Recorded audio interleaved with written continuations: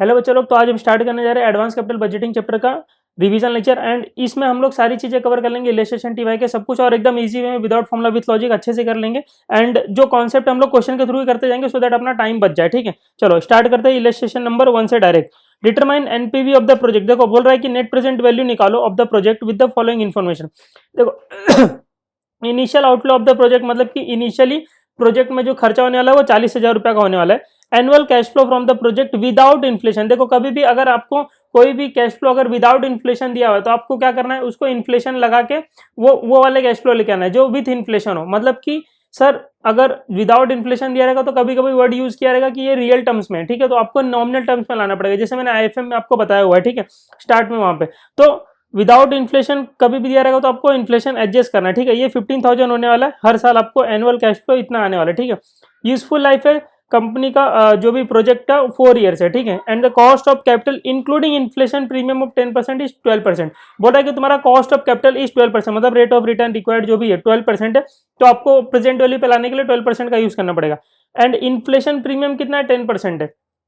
तो देखो यहाँ पे मैं अगर आपको बता दूं, जो कैश फ्लो है वो 15,000 विदाउट इन्फ्लेशन है, तो आपने कैश फ्लो लिख दिया, 4 साल का प्रोजेक्ट है तो 1 2 3 4 ईयर 4 साल का मैंने कैश फ्लो लिख दिया 15 15 15 15। बट ये विदाउट इन्फ्लेशन है तो इसमें इन्फ्लेशन का तड़का मारो तो ये विथ इन्फ्लेशन आ जाएगा। आप कैसे करेंगे सर, तो देखो 15,000 प्लस 10% कर दो, फर्स्ट ईयर का इन्फ्लेशन लग गया। अब ये सेकंड ईयर का कैश फ्लो 15,000, तो इसमें 2 साल इन्फ्लेशन लगाओगे तो इन्फ्लेशन है कितना, 10% है, तो 15,000 प्लस 10% प्लस 10% 2 बार करोगे तो 18,150 आ जाएगा। ठीक है, फिर इसमें तड़का मारो 15,000 थर्ड ईयर का 3 साल का ना, तो 3 साल का इन्फ्लेशन ऐड करो प्लस 10% प्लस 10% प्लस 10%, 3 बार करोगे तो 19,965 आ जाएगा। वैसे फोर्थ ईयर में यहाँ पे 4 बार तड़का मारो। ठीक है, तो ये आ जाएगा आपका विथ इन्फ्लेशन। तो ये अब विथ इन्फ्लेशन आया, अब ये तड़का वाला विथ, अब ये जो दाल है ये तड़के वाली दाल है। ठीक है, तो अब इसको हम लोग खा सकते हैं। ठीक है, तो ये आपका एनुअल कैश फ्लो है विथ तड़का। ठीक है, विथ इन्फ्लेशन। तो ये चारों कैश फ्लो मैंने लिख दिया। अब इसको मेरे को प्रेजेंट वैल्यू पे लेके आना है। प्रेजेंट वैल्यू पे लेके आके देख लो कि आज का वैल्यू कितना है। ये 4 ही साल का प्रोजेक्ट है ना, तो 4 साल में आप इतना इतना इतना कमाओगे। ठीक है, बट आज क्या कमा रहे हो, उसकी आज की वैल्यू कितनी है, तो मैंने प्रेजेंट वैल्यू पे लेके आ गया सबको। कौन से रेट से, जो रेट दिया हुआ था 12% दिया हुआ था। ठीक है, तो 1 डिवाइड बाय 1.12। ठीक है, 16,500 डिवाइड बाय 1.12, ये 18,150 डिवाइड बाय 1.12 2 बार। ठीक है, इक्वल टू 2 बार करोगे, इसको 3 बार, इसको 4 बार, तो इसको करोगे आप प्रेजेंट वैल्यू पे लेकर आओगे तो आएगा आपका वैल्यू 57,369। ठीक है, तो ये टोटल आज की कमाई है, मतलब ये जो आप कमाने वाला हो ना 4 साल, ये इसका आज का वैल्यू 57,369 है, प्रेजेंट वैल्यू पे लेके आया मैं। ठीक है, एंड आज खर्चा कितना लग रहा है, देखो प्रोजेक्ट में अगर initial outflow of the project कितना है 40,000 खर्चा जा रहा है, तो 40,000 खर्चा जा रहा है। और अगर आज मैं टोटल देखूँ मैं कमाऊंगा कितना 4 साल में, तो 57,369 कमाऊंगा। तो क्या मैं नेट कमा रहा हूँ, मेरा नेट प्रॉफिट है, या 70,369 मेरा नेट एनपीवी पॉजिटिव है, तो क्या मुझे इन्वेस्ट करना चाहिए इस प्रोजेक्ट में, यस मुझे इन्वेस्ट करना चाहिए। अगर आपका एनपीवी पॉजिटिव तो आपको इन्वेस्ट करना चाहिए। ठीक है, दिस क्वेश्चन डन। कुछ था इसमें, कुछ नहीं था। ठीक है, अब देखो आ जाओ क्वेश्चन नंबर 2 में क्या बोल रहा है। Illustration number 2, XYZ limited requires 8 lakh for a project. एक प्रोजेक्ट के लिए उसको 8 लाख चाहिए। ठीक है, useful life of the project 4 साल का यूजफुल लाइफ है। सैलरी वैल्यू मतलब अभी 8 लाख लगेगा और लास्ट में 4 साल के बाद बेचेगा कुछ भी रुपया नहीं मिलेगा। ठीक है, 0 रुपीज मिलेगा। डेप्रिसिएशन हर साल लगने वाला 2-2 लाख रुपया का। Expected revenue and cost excluding depreciation ignoring inflation. बोल रहा है कि जो रेवेन्यू एंड कॉस्ट दिया हुआ है उसमें कॉस्ट में तुम्हारा डेप्रिसिएशन नहीं है अभी। ठीक है, अलग से हम लोग कर देंगे उसको। अब रेवेन्यू दिया हुआ है first second third fourth year का 6 लाख 7 लाख 8 लाख 4 लाख सॉरी 8 लाख। ठीक है, एंड कॉस्ट दिया हुआ है 3 4 4 4। ठीक है, अब क्या बोल रहा है, इसमें क्या इन्फ्लेशन एडजस्टेड है, तो देखो इग्नोरिंग इन्फ्लेशन, तो इसमें भी तड़का नहीं लगा हुआ इन्फ्लेशन का, तो हम तड़का लगाएंगे इन्फ्लेशन का। ठीक है, applicable tax rate is 60% and the cost of capital मतलब इंक्लूडिंग इन्फ्लेशन प्रीमियम इज 10%। मतलब ये जो कॉस्ट ऑफ कैपिटल है ये रिक्वायर्ड रेट ऑफ रिटर्न है तुम्हारा 10% है। ठीक है, अब आपको क्या करना है, ये ये प्रेजेंट वैल्यू लाने के लिए आप 10% यूज करोगे, बट ये जो तुम्हारे है ये विदाउट तड़के वाली दाल है ना, तो इसको क्या करना पड़ेगा, तड़के वाली दाल बनानी पड़ेगी। तो रेवेन्यू को पहले तो जो है ये रेवेन्यू उसको आप क्या करो, तड़का मारो इन्फ्लेशन का। अब अलग अलग ईयर पे अलग अलग इन्फ्लेशन, देखो फर्स्ट ईयर में इन्फ्लेशन 10%, सेकंड ईयर में रेवेन्यू के लिए बात कर रहा हूँ 9% है, थर्ड ईयर में 8% है, फोर्थ ईयर में 7% है। तो अब क्या करोगे, फर्स्ट ईयर का अगर समझ लो ये फर्स्ट ईयर में इनफ्लो कितना है रेवेन्यू का 6 लाख है ना, तो फर्स्ट ईयर का ये 6 लाख है, तो इसमें तड़का मारोगे सिर्फ 10%। ठीक है, रेवेन्यू आ गया विथ इन्फ्लेशन 6,60,000, क्योंकि फर्स्ट ईयर में इन्फ्लेशन 6,60,000 है। अब ये मैंने यहाँ पे लिख लिया। ठीक है, ये मैंने यहाँ पे विदाउट इन्फ्लेशन वाला लिख लिया। ठीक है, और ये कॉस्ट विदाउट इन्फ्लेशन। अब मैं क्या कर रहा हूँ, इन्फ्लेशन लगा रहा हूँ। ठीक है, तो देखो 6 लाख में देखो यहाँ पे दिया हुआ है, ये आपको दिख रहा है ना, हाँ देखो फर्स्ट ईयर में इन्फ्लेशन 10% रेवेन्यू का, तो 6 लाख प्लस 10% कर दिया, 6 लाख 60 का। सिंपल है, देखो इन्फ्लेशन लगाना आपको। अब सेकेंड ईयर में 7 लाख, बट ये विदाउट इन्फ्लेशन है, तो आपको इसमें 2 साल का इन्फ्लेशन एडजस्ट करना है, ठीक है। तो फर्स्ट ईयर इन्फ्लेशन कितना 10%, सेकेंड ईयर इन्फ्लेशन 9%। लोग क्या करते हैं पता है, ये 7 लाख पे 2 बार 9% कर देते हैं। अरे भाई फर्स्ट ईयर का इन्फ्लेशन जब 10% है तो आप 9% क्यों मारो, 9% तो सेकेंड ईयर में इन्फ्लेशन है। तो 7 लाख के ऊपर पहले 10% करो, 7 लाख प्लस 10%, 1 साल का इन्फ्लेशन लगा दिया। अब सेकेंड ईयर का इन्फ्लेशन लगाओ, 9% है सेकेंड ईयर का, प्लस 9%, तो 8,39,300 आ गया, 8,39,300 आ गया कल सी पे। देखो यहाँ पे कैसा था, यहाँ पे इन्फ्लेशन एक ही है, 10% है चारों के चारों साल यहाँ पे, लेकिन अलग अलग है। तो हम लोग क्या करेंगे, अलग अलग मारते जाएंगे। तो देखो यहाँ पे अब 7 लाख का आपको समझ गया, ये विथ इन्फ्लेशन मैंने 8,39,300 लेके आया। अब थर्ड ईयर की बात करते हैं, 8 लाख है, तो इसको कैसे निकालोगे, सोचो सोचो कैसे निकालोगे। अच्छा सही सोचा आप, इसमें फर्स्ट ईयर में 10% ऐड करोगे, 8 लाख प्लस 10%,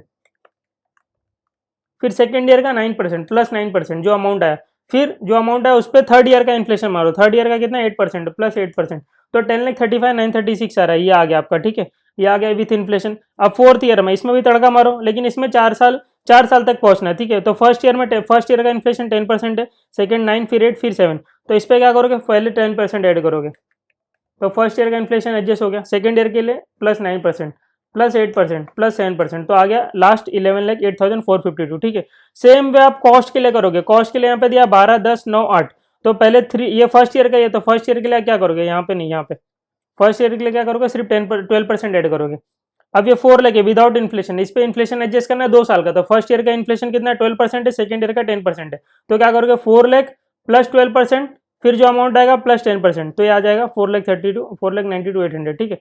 तो वैसे ही आप ये थर्ड ईयर में फोर्थ लेके, तो इसमें 3 साल का इन्फ्लेशन एडजस्ट करोगे, तो फर्स्ट ईयर 10, फिर 12, फिर 9, तो क्या करोगे 4 लाख प्लस 12% प्लस 10% प्लस 9%, ठीक है। एकदम सिंपल सी चीजें बता रहा हूँ आपको। 5,37,152, ये बेसिक है आपका, यही मैं आपको एग्जांपल के थ्रू अलग से बता रहा होता, कॉन्सेप्ट के थ्रू, तो वहां पे फिर वापस यहाँ पे बता रहा होता, तो अलग से टाइम चला जाता था ना, इसके लिए डायरेक्ट यहाँ पे बता दे रहा हूँ ऐसे इन्फ्लेशन को एडजस्ट किया जाता है।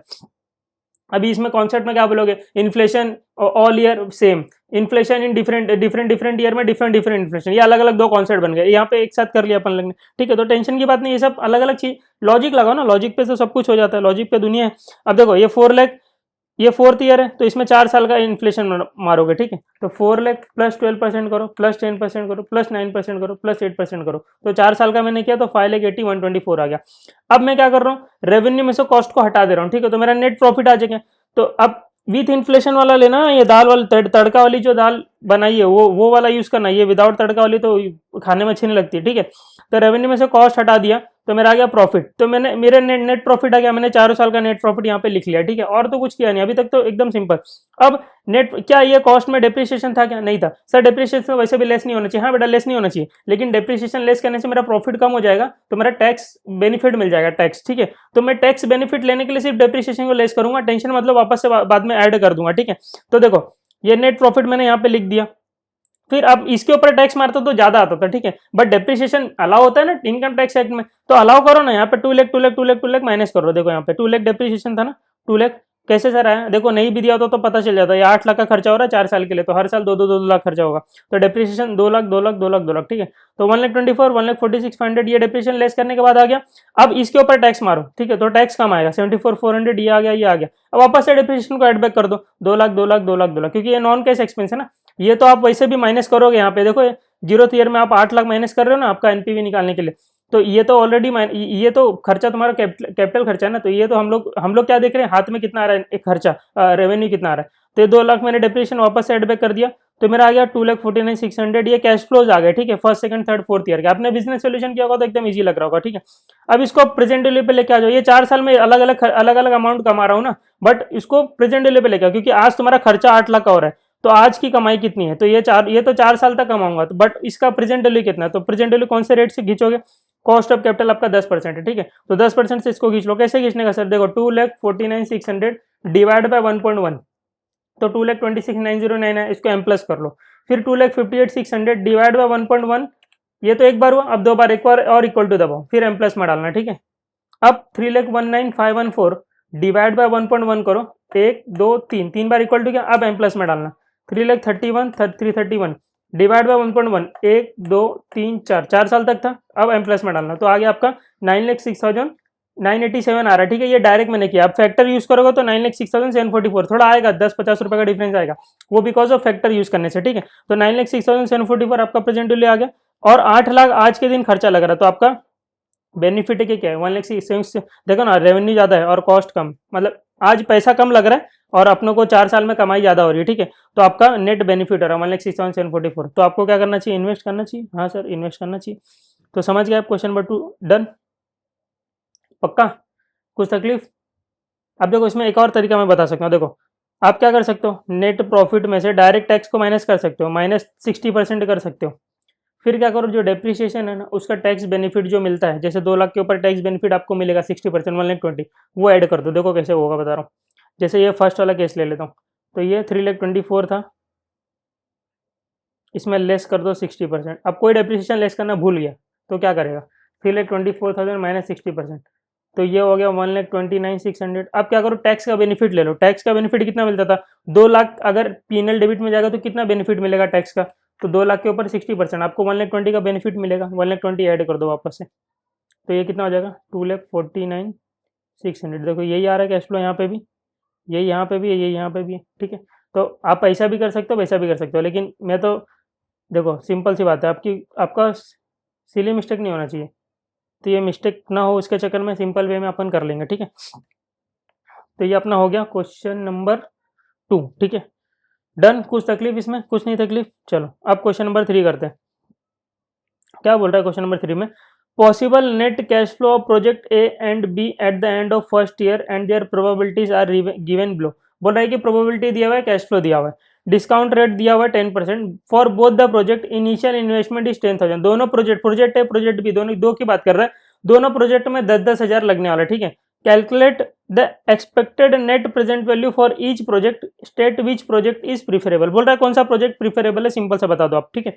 तो एंड ऑफ फर्स्ट ईयर की बात करें, मतलब हाँ, दोनों प्रोजेक्ट एक एक साल ही के लिए है, ठीक है। अब देखो सिंपल सी बात है, अगर मैं आपको ऐसा बोलूं, अगर मैं बता दूं आपको कि मुझे मुझे 50,000 का फर्स्ट मतलब 50,000 का मुझे कैश फ्लो हो सकता है, इसकी प्रोबेबिलिटी 50% है, ठीक है। और 20,000 का मुझे कैश फ्लो हो सकता है, इसकी प्रोबेबिलिटी भी 50% है, ठीक है। ऐसा मैं बोलता हूँ, तो आप क्या बोलोगे, भाई ऐसा मत बता आधा पौना, मेरे को बता एक्सपेक्टेड कैश फ्लो कितना होगा तेरा, ठीक है। तो तू बोल रहा है 50,000 भी तेरे को हो सकता है, 20,000 भी हो सकता है, बट दोनों की प्रोबेबिलिटी 50-50% है, ठीक है। तो मैं क्या कर सकता हूँ, मेरे पास दो ऑप्शन है एक्सपेक्टेड कैश फ्लो निकालने का, या फिर मैं 70,000 लूँ, डिवाइड बाय 2 कर दूं, एवरेज ले लूँ इसका, क्योंकि दोनों का प्रोबेबिलिटी 50-50% है। या फिर मैं क्या करूँ, 50,000 होने का प्रोबेबिलिटी 50% है, मतलब 25,000, 50,000 का 50%, और 20,000 होने का प्रोबेबिलिटी भी 50% है, मतलब कि 10,000, तो आएगा 35,000, और 70,000 डिवाइड बाय 2 करोगे तो भी आएगा 35,000, ठीक है। तो ऐसा भी आप निकाल सकते हो expected cash flow divide by number of years करके, और प्रोबेबिलिटी मार के भी कर सकते हो, ठीक है। तो अभी देखो यहाँ पे क्या बोल रहा है, देखो पॉसिबल इवेंट ए क्या बोल रहा है, मतलब प्रोजेक्ट है, प्रोजेक्ट बी की, अभी प्रोजेक्ट ए की बात कर रहा हूँ, 8,000 कैश फ्लो होगा, उसका प्रोबेबिलिटी 10% है, 10,000 प्रोबेबिलिटी, 10,000 आपको कैश फ्लो मिलेगा, उसका प्रोबेबिलिटी 20% है, 12,000 मिलेगा, उसका प्रोबेबिलिटी 40% है। तो सबके ऊपर प्रोबेबिलिटी मैंने क्या किया, मल्टीप्लाई कर दिया, ठीक है। तो 8,000 होने का प्रोबेबिलिटी 10% है, मतलब 800 रुपया मिल सकता है। 10,000 होने का प्रोबेबिलिटी 20% है, मतलब 2,000 मिल सकता है। 10,000 इंटू 20, 12,000 का 40% है, 4,800, इसका इतना परसेंट है ये। तो मैंने निकाल लिया एक्सपेक्टेड कैश फ्लो, ठीक है। अब ये सारे को ऐड कर दो तो आ गया 12,000 आपको, एवरेज आपको 12, ये एवरेज निकालने के तो तरीके हैं। देखो अगर ये प्रोबेबिलिटी नहीं दिया होता, समझ लो प्रोबेबिलिटी नहीं दिया, तो एवरेज कैसा निकालते हैं सर, ये डिवाइड बाय क्या करते हैं, 1 2 3 4 5, डिवाइड बाय 5 कर देते हैं। डिवाइड बाय 5 करने का मतलब आपको समझते क्या होता है, प्रोबेबिलिटी सेम है, प्रोबेबिलिटी सेम है, मतलब कि 1/5 करो, सबका प्रोबेबिलिटी 20-20-20-20% है। देखो करो, देखो अगर प्रोबेबिलिटी नहीं दिया हुआ, समझ लो प्रोबेबिलिटी नहीं दिया हुआ, ठीक है। आपको बोल रहा है एक्सपेक्टेड कैश फ्लो निकालो, तो कभी हमको बोला कि 8,000 भी हो सकता है, 10,000 भी मिल सकता है, 12,000 भी मिल सकता है, 14,000 भी मिल सकता है, 16,000 भी मिल सकता है, बट प्रोबेबिलिटी नहीं दिया हुआ कि क्या प्रोबेबिलिटी है उसकी। तो हम लोग क्या मानेंगे, एवरेज निकालेंगे कि एवरेज कितना मिलेगा तुझे। तो 8 प्लस 10 क्या करेंगे, 8000 plus 10,000 plus 12,000 plus 14,000 plus 16,000 divide by 5 कर देंगे। मैं बोलूँगा 12,000 मुझे मिल सकता है, ऐसा बोलूँगा, ठीक है। यहाँ पे तो आ जा रहा है, कोइंसिडेंटली आ जा रहा है, बट ऐसी बात नहीं है, ठीक है। मैं कुछ और बताना चाह रहा हूँ। ये 12,000 आपको आपका एवरेज आ गया, ठीक है, एवरेज आ गया। बट समझ लो ये नहीं, अगर मैं इसमें एवरेज निकालने का मतलब ही क्या होता है, एवरेज निकालने का मतलब ये होता है कि प्रोबेबिलिटी सेम, प्रोबेबिलिटी सेम मतलब दो पांचों टाइम प्रोबेबिलिटी 0.20 है, 0.20 है, तभी तो 1 होगा ना। 100%, अगर प्रोबेबिलिटी 100% है तो 20% प्रोबेबिलिटी है ना पांचों केस का। अब ये प्रोबेबिलिटी निकाल के अगर आप करोगे तो करो, 8,000 इंटू 0.2 ये करो, आप ये मल्टीप्लाई करो प्रोबेबिलिटी से, ठीक है। डिवाइड बाय 5 मत करो, प्रोबेबिलिटी से मल्टीप्लाई करो। 8,000 इंटू 0.2, फिर 10,000 इंटू 0.2, फिर 12,000 इंटू 0.2, फिर 14,000 इंटू 0.2, फिर 16,000 इंटू 0.2, एम प्लस में डालते जाओ, आ गया 12,000 आया आपका, कैल्सी में ही 12,000 है। तो देखो अगर प्रोबेबिलिटी सेम होती है तो हम लोग क्या करते हैं, डायरेक्ट डिवाइड बाय 5 कर देते हैं, आ जाता है, एवरेज निकल जाता है। बट प्रोबेबिलिटी इज डिफरेंट, अलग अलग डिफरेंट है। यहाँ पे तो कोइंसिडेंटली आ गया 12,000, ऐसी बात नहीं है, ठीक है। अगर प्रोबेबिलिटी डिफरेंट है तो क्या करोगे, तो डिवाइड बाय 5 कर पाओगे क्या एवरेज निकालने के लिए, एक्सपेक्टेड कैश फ्लो निकालने के लिए नहीं कर पाओगे। प्रोबेबिलिटी से मल्टीप्लाई करो ना, तो भी आंसर वही आता है। देखो यहाँ पे प्रोबेबिलिटी सेम, तो प्रोबेबिलिटी से मल्टीप्लाई करके करो या फिर डिवाइड बाय 5 करो, एक ही बात है, ठीक है। ज्यादा घुस रहा हूँ तो टेंशन मत लो। अगर मैं बता रहा हूँ, ये क्यों बता रहा हूँ, क्योंकि एग्जाम में समझ लो प्रोबेबिलिटी नहीं दिया और एक्सपेक्टेड निकालना, तो आप क्या करोगे, एवरेज निकाल लेना, ठीक है। तो समझ आना, प्रोबेबिलिटी सेम। अब मैंने निकाल लिया एक्सपेक्टेड कैश फ्लो, ठीक है। सेम प्रोजेक्ट बी के लिए भी निकाल लिया। प्रोजेक्ट बी का क्या बोल रहा है, 24,000 मिलने का प्रोबेबिलिटी 0.10, 20,000 का प्रोबेबिलिटी 0.15, 50%, ये 15%, ये 10%, ठीक है। तो ऐसे मैंने सारे प्रोबेबिलिटी मल्टीप्लाई कर लिया इसके साथ, तो ये आ गया विथ प्रोबेबिलिटी, ठीक है। तो ये आ गया मेरा एक्सपेक्टेड कैश फ्लो। तो अगर प्रोजेक्ट ए में पैसा लगाता हूँ तो फर्स्ट ईयर के एंड में 12,000 मिलेगा मुझे, ठीक है। फर्स्ट ईयर के एंड में 12,000 मिलेगा, कहाँ बोला, यहाँ पे देखो ना, end of the first year, सिर्फ एक ही साल का प्रोजेक्ट है, ठीक है। एंड प्रोजेक्ट बी में लगाता हूँ तो फर्स्ट ईयर के एंड में मुझे 16,000 मिलेगा, 16,000 मिलेगा, ठीक है। फर्स्ट ईयर के एंड में मिलेगा ना, इसका प्रेजेंट वैल्यू क्या है, आज कितना मिल रहा हो देखो, तो 10% अपना कॉस्ट ऑफ कैपिटल, देखो यहाँ पे required rate of return, discount rate of return 10% है, तो 10% के हिसाब से मैंने इसको प्रेजेंट वैल्यू पे लेके आ गया। तो 12,000 डिवाइड बाय 1.1 तो आ गया 10,909, तो 10,909। बट आज पैसा कितना लग रहा है, दोनों प्रोजेक्ट में 10-10 हज़ार रुपया लग रहा है, ठीक है। तो यहाँ पे आपको नेट बेनिफिट 909 है और इसको प्रेजेंट वैल्यू पे लेके आया तो 14,545, इसका 10,000 है, 54545। तो कहाँ पे ज़्यादा बेनिफिट है, यहाँ पे ज़्यादा बेनिफिट है ना, तो प्रोजेक्ट बी में पैसा लगाओ। सर आप बोलोगे सर ऐसा भी तो कर सकते थे, तो यहाँ पे 12,000 दिख रहा है, यहाँ पे 16,000 दिख रहा है, तो वैसे ही दिख रहा है, ये ज़्यादा है, ठीक है, कर सकते थे। बट समझ लो और 3-4 साल की बात होती, 3-4 साल की बात होती, और रेट ऑफ रिटर्न तो सेम ही है, ठीक है। तो हम लोग को क्या करना पड़ता था, तो चेक करना पड़ता था एक्चुअल में कि कितना आ रहा है। अभी समझ लो यहाँ पे 16,000 है, सेकेंड ईयर में 5,000 हो गया, थर्ड ईयर में 2,000 होगा, तो यहाँ पे तो एक साल की बात है, तो ऐसे ऊपर से भी देख के मैं बोल सकता था यहाँ पे देखना 16,000 ज़्यादा कमा रहे, तो यहाँ पे इन्वेस्ट करो। बट ये 3-4 साल की बात होती तो यही हम लोग को यूज़ करना पड़ता, प्रेजेंट वैल्यू पे लेके आना पड़ता था सारे कैश फ्लोज को, तो हम लोग को पता चलता था क्या बेनिफिट हो रहा है, नहीं हो रहा है, ठीक है। तो ये हो गया आपका क्वेश्चन नंबर, इलस्ट्रेशन नंबर 3। अब देखो इलस्ट्रेशन नंबर 4। अब यहाँ पे क्या है, वहाँ पे 2 प्रोजेक्ट है, यहाँ पे 3 साल का दिया हुआ है कैश फ्लो। बट देखो हम लोग को नॉर्मल कैश फ्लो कैसे दिया रहता था, ईयर 1 में 10,000 हो रहा है, ईयर 2 में 12,000 हो रहा है, बट यहाँ पे बताया नहीं है। ईयर 1 में अलग अलग प्रोबेबिलिटी दी है, 2,000 भी हो सकता है, 4,000 भी हो सकता है, 6,000 भी हो सकता है, 8,000 भी हो सकता है, अलग अलग प्रोबेबिलिटी दी है। तो आप प्रोबेबिलिटी मार के पता कर सकते हो कि ईयर 1 में कैश फ्लो कितना होने वाला है, ईयर 2 में प्रोबेबिलिटी मार के पता कर सकते हो कैश फ्लो कितना वाला है, और ईयर 3 का भी आप कैश फ्लो निकाल सकते हो प्रोबेबिलिटी का तड़का मार के, ठीक है। तो probability for net cash flow for 3 years projected are as flows, calculate the expected net present value बोल रहा है निकालने के लिए, यूजिंग 10% डिस्काउंट रेट, आपका डिस्काउंट रेट प्रेजेंट वैल्यू पे लेके आने के लिए इन्वेस्टमेंट 10,000 लगने वाला है, ठीक है। तो सिंपल ईयर 1 का मुझे एक्सपेक्टेड कैश फ्लो निकालना है, तो मैं क्या करूंगा, multiply multiply multiply multiply, expected cash flow आ जाएगा, ठीक है। तो ईयर 1 का मैंने एक्सपेक्टेड कैश फ्लो निकाला 6,000, वैसे सेम इसमें भी प्रोबेबिलिटी से मल्टीप्लाई किया तो मेरा आ गया ईयर 2 में 4,800 और ईयर 3 में 4,300। तो first year, second year, third year का मुझे पता चल गया कैश फ्लो, सिंपल पुल कर लो एट द रेट 10% पे जो आपका डिस्काउंट रेट है, तो मेरा आ रहा है नेट 12,577, और आज इन्वेस्टमेंट कितना लग रहा है 10,000 का, तो मेरा नेट बेनिफिट है 2,577 का। यस, तो क्या करो आप इन्वेस्ट कर दो, ठीक है, इन्वेस्ट करना चाहिए, प्रोजेक्ट इज वायबल, वही पूछ रहा था ना। और एक्सपेक्टेड एनपीवी निकालने बोला था, तो यही तो है आपका एक्सपेक्टेड एनपी 2,577, ठीक है। सिंपल सा, इसमें कुछ है ही नहीं, ज़्यादा कुछ ये चैप्टर इतना हार्ड नहीं है, लोगों ने खाली पकड़ के उसको बना के रखा हुआ है, बट ऐसा कुछ है नहीं है चैप्टर में। देखो इलस्ट्रेशन नंबर 7 देखो, क्या बोल रहा है, an enterprise is investing ₹100 lakhs in project, the risk free rate of return is 7%। बोल रहा है कि विदाउट रिस्क आपको 7% का रिटर्न मिलेगा। एंड आज इन्वेस्ट कितना कर रहा है, 100 lakhs। Risk premium expected by the management is 7%, मतलब रिस्क अगर लोगे तो प्रीमियम मिलेगा 7% का। और तो मतलब अगर विथ रिस्क अगर आप देखोगे रेट तो 7 + 7% 14% हो जाएगा, विदाउट रिस्क 7% है। ठीक है, सिंपल सी बात है। The life of the project is 5 year दिख रहा है यहाँ पे। Following are the cash flows, वो भी दिख रहा है हमको। Over the life of the project दिया हुआ है, फर्स्ट ईयर में 25 लाख कमाओगे, सेकंड ईयर में इतना, थर्ड फोर्थ फिफ्थ ईयर में। ठीक है, calculate net present value of the project based on risk free rate. बोल रहा है एक बार रिस्क फ्री रेट से निकाल के देखो प्रेजेंट वैल्यू, एंड एक बार on the basis of risk adjusted discount rate. तो रिस्क को एडजस्ट करना, डिस्काउंट रेट निकालना, तो मतलब क्या होता है, उसमें रिस्क प्रीमियम को ऐड कर दो तो विथ रिस्क हो जाएगा। तो रिस्क एडजस्टेड डिस्काउंट रेट को बोला जाता है आपका प्रीमियम जो है, आपका जो रिस्क है उसको भी ऐड कर दो रिस्क फ्री रेट में। ठीक है, तो simple first year, second year, third year, fourth year, fifth year का मैंने कैश फ्लो यहाँ पे डाल दिया। ठीक है, सिंपल।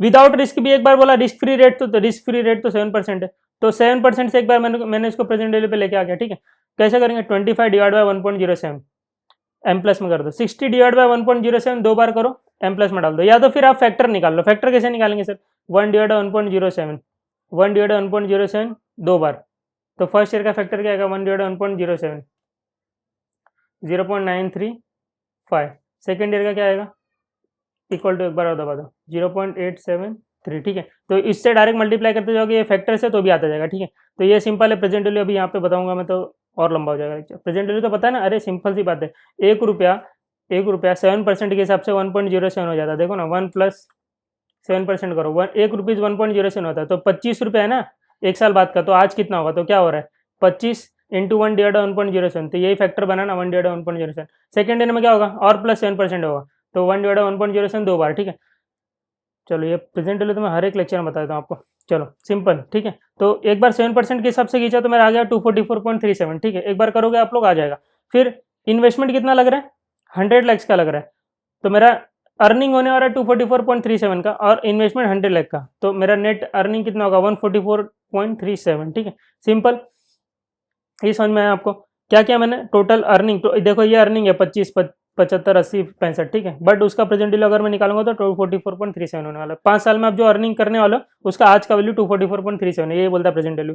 और इन्वेस्टमेंट 100 lakhs का लग रहा है, आज ही लग रहा है ना, तो देखो कभी भी आज पैसा लग रहा है ना, तो आप आज का देखोगे कि आज मुझे देखना है 5 साल बाद मैं जितना कमा रहा हूँ, तो उसको खींच के लेके आओ आज का वैल्यू में। ठीक है, आज इतना खर्चा लग रहा है, आज इतना मैं कमाऊंगा। ठीक है, तो माइनस करके देख लेंगे नेट प्रेजेंट वैल्यू कितना आ रहा है, 144.37। अब यही सेम कैश फ्लो को आप क्या करो, रिस्क एडजस्टेड आपका डिस्काउंट रेट से कर लो। तो रिस्क एडजस्ट कर दिया मैंने, 14% हो गया। कैसे निकाला, जो 7% आपका रिस्क फ्री रेट था उसमें रिस्क प्रीमियम को मैंने ऐड कर दिया, तो रिस्क एडजस्टेड आ गया। ठीक है, यहाँ पे लोग आपके साथ वो भी खेल सकते हैं, मतलब के ही निकालने वाला, जिसमें आर एफ माइनस आर वो वाला भी यूज करके आपको दे सकते हैं सीएपीएम, तो उसमें भी के ही आपको निकालने आना चाहिए। ठीक है, के ही आपको निकालने आता है, R F plus R minus R premium into जो आपका बीटा रहेगा वो करके आप भी कर सकते हो। ठीक है, तो उससे भी आपका ये रेट आ जाएगा। अब ये रेट से खींच लो ना, इसमें कुछ है ही नहीं, 25 × 1.14, तो ये आ गया 199.84। जितना ज़्यादा रेट से खींचोगे उतनी वैल्यू कम आती है। ठीक है, तो 199.84 और ये इन्वेस्टमेंट 100, तो यहाँ पे 99.84 ये, तो रिस्क फ्री रेट ही सही है, विदाउट रिस्क। ठीक है, ये हो गया। अब इलस्ट्रेशन नंबर आपका 8। देखो क्या बोल रहा है, if investment proposal cost 45 lakh. ठीक है, आज का खर्चा कितना होने, 45 लाख का, risk free rate is 5%, calculate net present value under certainty equivalent technique. देखो अभी यहाँ पे ना ये कॉन्सेप्ट आपको मैं यहाँ पे समझाने जा रहा हूँ क्वेश्चन के थ्रू। देखो सिंपल, देखो सर्टेनिटी इक्विवेलेंट टेक्निक का मतलब क्या होता है, देखो आपको क्या बोल रहे हैं कि आप ना हर साल मतलब समझ लो फर्स्ट ईयर के एंड में आप 500 lakhs कमा सकते हो, 500 lakhs कमा सकते हो। ठीक है, बट अगर आप रिस्क नहीं लोगे, तो आप 400 लाख ही कमा पाओगे। ये विथ रिस्क है, ये विथ रिस्क है। ठीक है, और ये विदाउट रिस्क है, सॉरी हाँ ये विदाउट रिस्क है, बराबर बोला मैंने। 500 लाख जो कमाओगे ना, 500 lakhs आप जो कमाओगे ना, ये विथ रिस्क आप कमाओगे, और जो ये 400 लाख कमाओगे विदाउट रिस्क कमाओगे। तो मतलब मैं कुछ भी रिस्क नहीं लूंगा तो मैं 400 लाख कमा लूंगा, ये सब कमा लोगे। तो कितना परसेंट कमा रहे हो आप 500 लाख का, देखो 400 lakh 400 is how much percent of 500, तो बताओ मुझे, 400 डिवाइड बाई 500,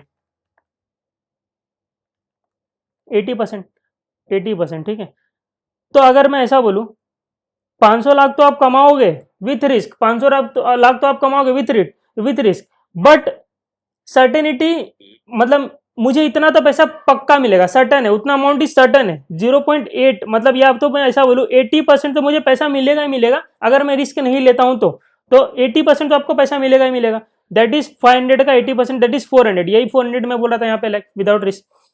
तो ये जो मैंने निकाला ना, ये 80%, इसी को बोलते हैं सर्टेनिटी इक्विवेलेंट कोएफिशिएंट। ये सर्टेनिटी इक्विवेलेंट कोएफिशिएंट है, ठीक है। ये कैसे निकलता है कि आपको कितना पैसा विदाउट रिस्क मिलने वाला है, 400 लैक्स, कितना परसेंट है ये टोटल अर्निंग का विथ रिस्क, तो ये आ गया 80%, ठीक है। इसको 80% बोला है, 0.8 बोलो, ठीक है, एक ही बात है।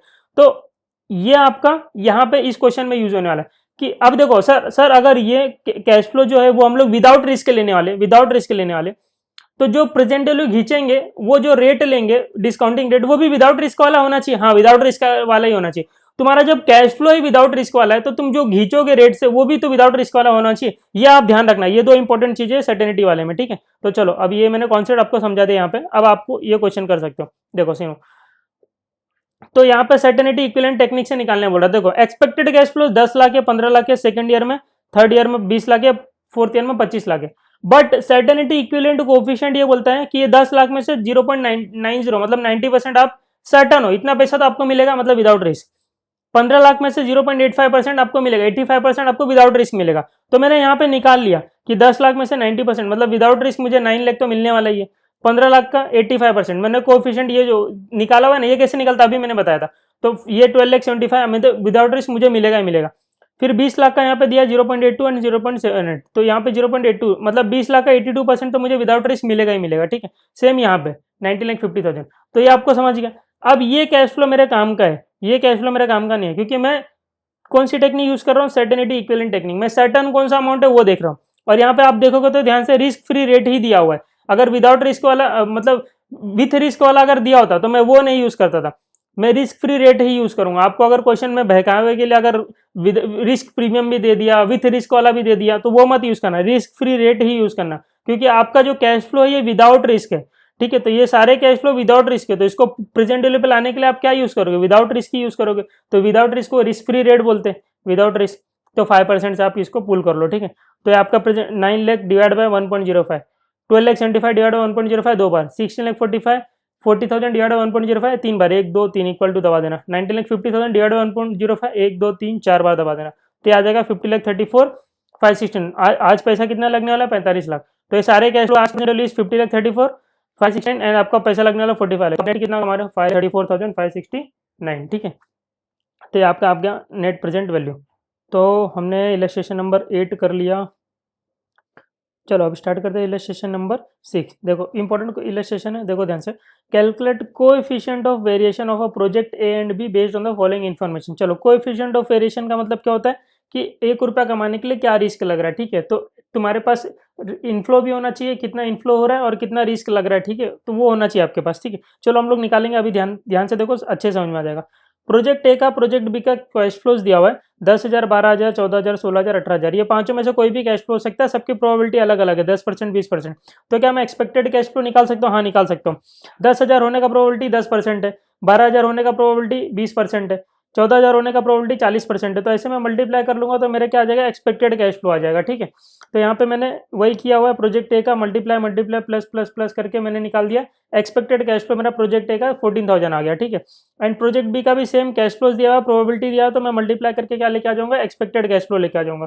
तो मुझे प्रोजेक्ट बी का भी एक्सपेक्टेड कैश फ्लो पता चल गया 18,000, ठीक है। अगर ये प्रोबेबिलिटी नहीं होता तो डायरेक्ट निकाल लेता था, एवरेज डिवाइड ये टोटल डिवाइड बाय 5 कर देता था, ठीक है। 1 2 3 4 5 है, डिवाइड बाय 5 कर देता था, मतलब सेम प्रोबेबिलिटी 0.2 0.2 जो अभी मैंने पहले बताया आपको, सेम ऐसे यहाँ पे भी करता है। पर प्रोबेबिलिटी दिया हुआ तो डायरेक्ट प्रोबेबिलिटी से मल्टीप्लाई करो, आपका एक्सपेक्टेड आ जाएगा, ठीक है। तो प्रोजेक्ट ए का मैंने रिटर्न निकाल लिया, रिटर्न मतलब वही कैश फ्लो आपका 14,000 होने वाला है। प्रोजेक्ट बी में आपको 18,000 कैश फ्लो होने वाला है, ठीक है। ये दो चीज मैंने निकाल ली, ठीक है, आपको दिख रहा है, हाँ। अब देखो, अब सिंपल, अब मुझे क्या करना है, रिस्क निकालना है, ठीक है। देखो फर्स्ट इवेंट ए क्या बोलता है, 10,000 का भी हमको रिटर्न मिल सकता है, इसका प्रोबेबिलिटी 10% है, ठीक है। इवेंट बी बोलता है 12,000 का रिटर्न मिल सकता है, कैश फ्लो आ सकता है, उसका प्रोबेबिलिटी 20% है। बट जब मैंने एवरेज निकाला तो मैंने देखा कि 14,000 तक मैं कमा सकता हूँ, ठीक है। मेरा एवरेज जो है रिटर्न, एवरेज कैश फ्लो 14,000 है। But what if what if अगर आपको 10,000 का कैश फ्लो मिलता है तो प्रोबेबिलिटी तो है ना 10%, तो प्रोबेबिलिटी 1% भी चांसेस होता है ना, तो हो सकता है कि वो चीज अकर हो जाए, ठीक है। ऐसा जरूरी नहीं है कि 99% चीजें वही होती है, 1% चांस भी रहता है तो वो भी हो सकता है, ठीक है। तो 10,000 होने का प्रोबेबिलिटी है ना, तो हो सकता है आपको 14,000 ना मिले। आप जो सोच रही है तो आपका एक्सपेक्टेड है कि आपने ये प्रोबेबिलिटी मार के आपने एक्सपेक्टेड निकाला 14,000, ठीक है। बट आपको 10,000 भी मिल सकता है, चांसेस है 12,000 भी मिल सकता है हर साल, 14,000 भी मिल सकता है, 16 भी मिल सकता है, 18,000। तो क्या चेंजेस क्या हो रहे, आपने एक तो एक्सपेक्टेड निकाल लिया 14,000, ठीक है। तो 14,000 से आप चेंजेस देखो कि अगर आपको 10,000 कैश फ्लो मिलता है तो रिस्क कितना है। आपने सोचा 14,000 मिलेगा, बट व्हाट इफ 10,000 मिल गया तो 4,000 का रिस्क है, 4,000 कम मिला तो मेरा चेंज मैं देख रहा हूँ 4,000 का रिस्क है, ठीक है, 4,000 का मेरा रिस्क है।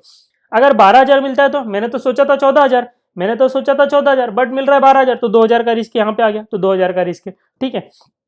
बट वो रिस्क की भी प्रोबेबिलिटी है, वो रिस्क की प्रोबेबिलिटी 10% है। देखो आपको, आपने सोचा था 14,000, बट आपको अगर 10,000 मिल गया तो 4,000 का लॉस हो सकता है, रिस्क है, ठीक है। बट उसकी रिस्क की प्रोबेबिलिटी कितना है, 10% है, ठीक है। तो मैं एवरेज रिस्क निकालूंगा तो प्रोबेबिलिटी मल्टीप्लाई करूंगा। अभी मैं देख रहा हूँ कितना रिस्क है मेरा, ठीक है। तो ध्यान से देखो, अगर 12,000 मिला तो 2,000 का रिस्क है, मैंने सोचा था 14,000, ठीक है, और 14,000 ही मिलेगा तो नो चेंज, कुछ चेंज ही नहीं हुआ मेरा, तो नील, कोई रिस्क है ही नहीं, ठीक है। हाँ, मैंने सोचा था 14,000 और मुझे मिल रहा है कितना, 16,000, ठीक है। तो मुझे 2,000 एक्स्ट्रा मिला, तो 2,000 मेरा पॉजिटिव तरफ रिस्क है, ये भी रिस्क ही है, but this is positive risk, मतलब बेनिफिशियल है, ठीक है। तो मैं पॉजिटिव लिखूंगा 2,000, ठीक है। और अगर 18,000 मिलता है तो 4,000 एक्स्ट्रा मिल रहा है, तो 4,000 का रिस्क है, but this is positive risk, ठीक है। अब मुझे ना, जैसे मैंने एक्सपेक्टेड बोला या एवरेज बोला, एवरेज मैंने निकाला ये 14,000, वैसे मुझे एवरेज चेंज भी चाहिए, एवरेज चेंज। तो क्या करूं, इसके ऊपर प्रोबेबिलिटी मार दूं। हाँ, प्रोबेबिलिटी मार दो सर, पता चल जाएगा। ये 4,000 रिस्क, मुझे 4,000 का लॉस हो सकता है। मैंने सोचा था 14,000, बट मुझे 4,000 का लॉस हो सकता है, मतलब मुझे 10,000 ही कैश फ्लो आएगा, ठीक है। इसका प्रोबेबिलिटी कितना है, ये 4,000 होने का रिस्क कितना है, ये 0.1% है, 0.1 है, मतलब 10% है, ठीक है। तो आप क्या करो, आप एक बार कैल्सी में करके देखो, इसके ऊपर 10% प्रोबेबिलिटी, इसके ऊपर कितना, 20, ये तो नील है, इसके ऊपर फिर 20% है, फिर 10% है, ठीक है। आप ये मार के देखो, आपका आंसर 0 आएगा। देखो 4,000 के ऊपर प्रोबेबिलिटी में मार रहा हूँ, कितना परसेंट, 20%, ठीक है। 4,000 के ऊपर 20%, 800 आया, बट ये निगेटिव प्रोबेबिलिटी, निगेटिव रिस्क है ना, निगेटिव रिस्क। तो ये मैंने इसको क्या किया, माइनस में डाल दिया, ठीक है, M- में। फिर 2,000 होने का प्रोबेबिलिटी कितना परसेंट है, 10% है। ये उल्टा कर दिया मैंने, सॉरी। 4,000 होने का प्रोबेबिलिटी, ये 4,000 का लॉस हो उसका प्रोबेबिलिटी कितना परसेंट है, 10% है। और 4,000 का 10% है, तो एम माइनस में डालो, हाँ लॉस निगेटिव है। 2,000 होने का 20% है, तो 20%, इसको एम माइनस में डालो। नील, ये 2,000 होने का 20% है, बट पॉजिटिव है तो प्लस में डालना, ठीक है। 2,000 का 20% पॉजिटिव, और 4,000 का 10% है, ये भी पॉजिटिव। तो देखो 0 आ गया। आप इसका एवरेज नहीं निकाल पा रहे हो, आप इसका एवरेज नहीं निकाल पा रहे हो, क्योंकि 0 आ रहा है। क्यों आ रहा है 0, पता है आपने, अरे अपने यहीं से तो कंपेयर किया है, यही 14,000 से कंपेयर कर रहे हो, ये एक्सपेक्टेड कैसा प्रोबेबिलिटी मार के आया, ये 14,000 जो आया एक्सपेक्टेड प्रोबेबिलिटी मार के आया आपका, ये आपका एवरेज है। दिख रहा है, आप दिख रहा है, हाँ। तो ये आपका एवरेज है 14,000, इसी से आप एक एक को कंपेयर कर रहे हो, ठीक है, इसी से आप एक एक को कंपेयर कर रहे हो, और फिर जो आ रहा है एवरेज, उसी का एवरेज ले रहे हो, तो 0 ही आने वाला है ना। तो आपको क्या करना पड़ेगा, देखो ये मैथमेटिकल है, तो ये 0 आता है, तो हमको क्या करना पड़ता है, इसको स्क्वायर करना रहता है। देखो हमको एवरेज रिस्क निकालना, ठीक है, हमको एवरेज रिस्क निकालना, इतनी बात समझ में आती।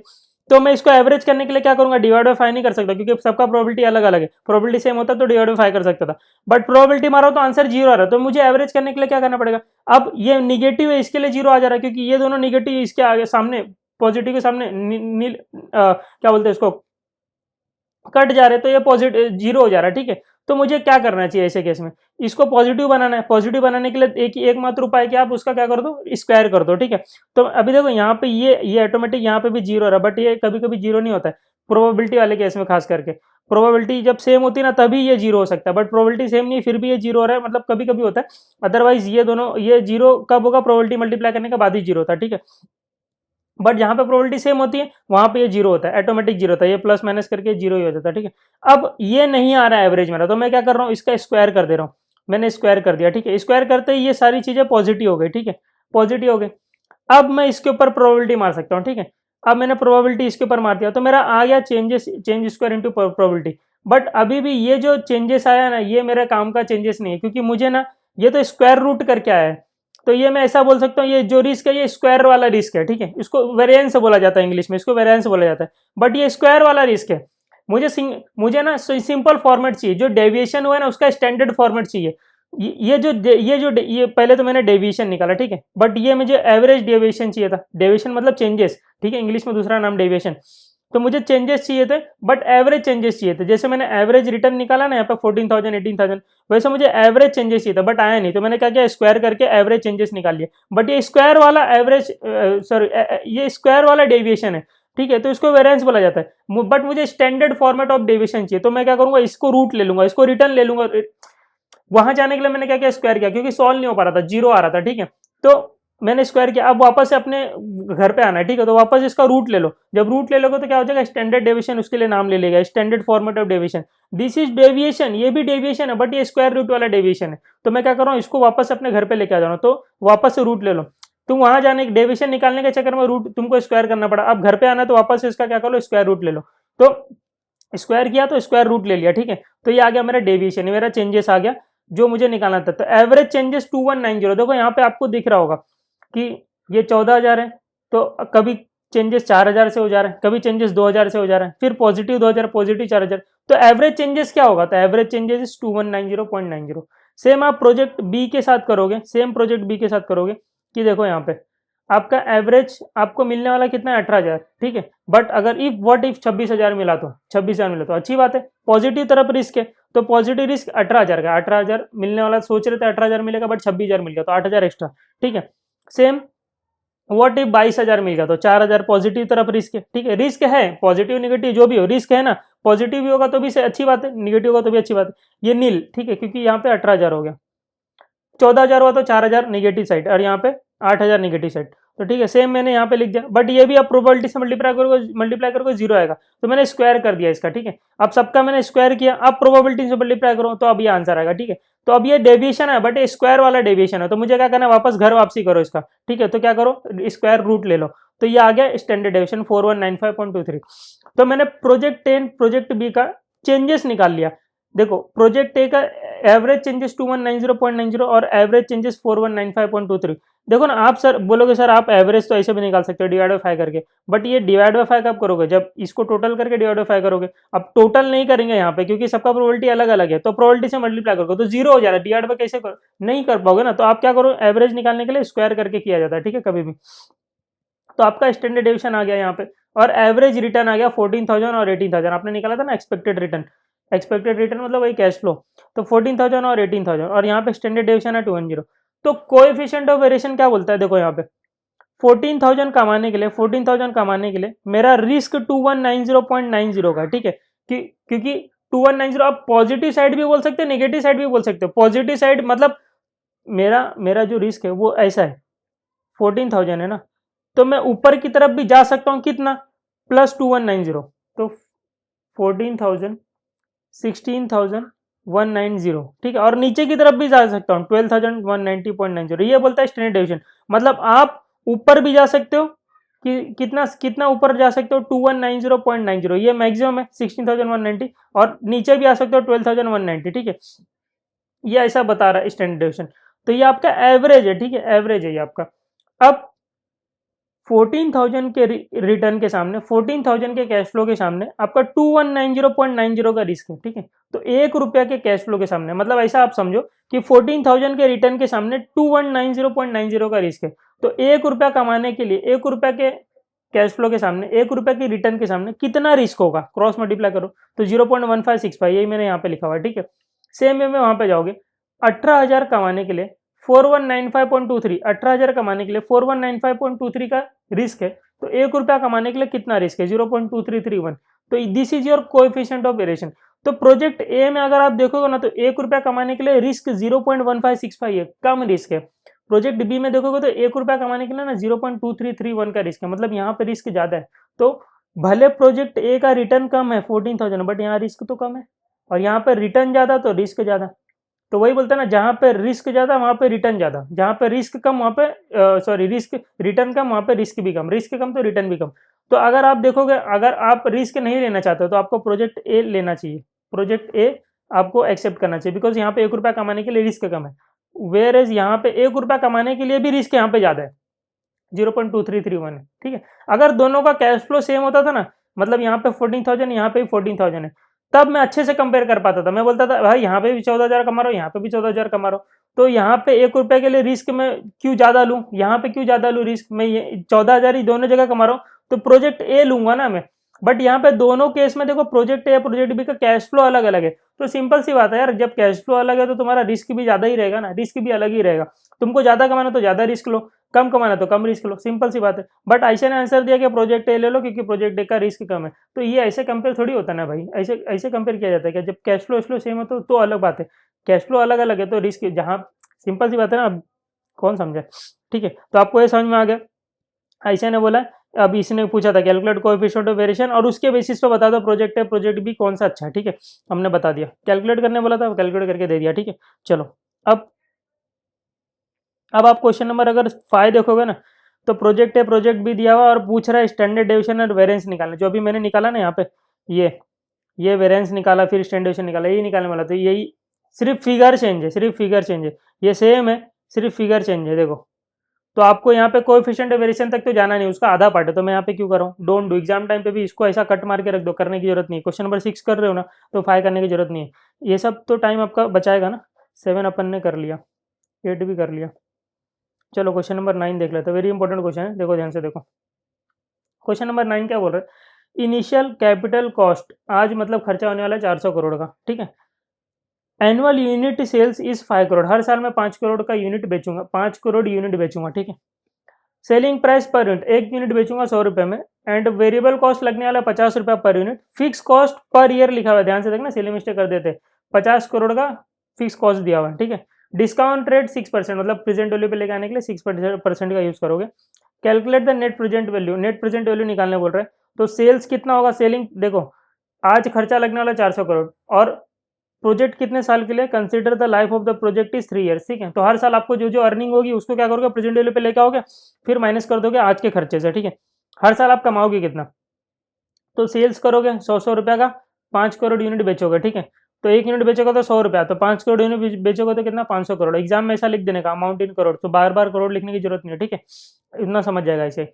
अब वेरिएबल कॉस्ट कितना है, 50 रुपया पर यूनिट के पीछे, तो 5 करोड़ यूनिट बेचूंगा तो 50 रुपया हर यूनिट के पीछे, तो 250 करोड़ का खर्चा लग रहा है। ठीक है, और फिक्स कॉस्ट हर साल का लग रहा है 50 करोड़, ये एक साल की बात कर रहा हूँ, एक साल में मैं 5 करोड़ यूनिट बेच रहा हूँ, देखो इंग्लिश में लिखा हुआ है एनुअल यूनिट सेल्स। ठीक है, यहाँ पे इंग्लिश यूज किया करो अच्छे से।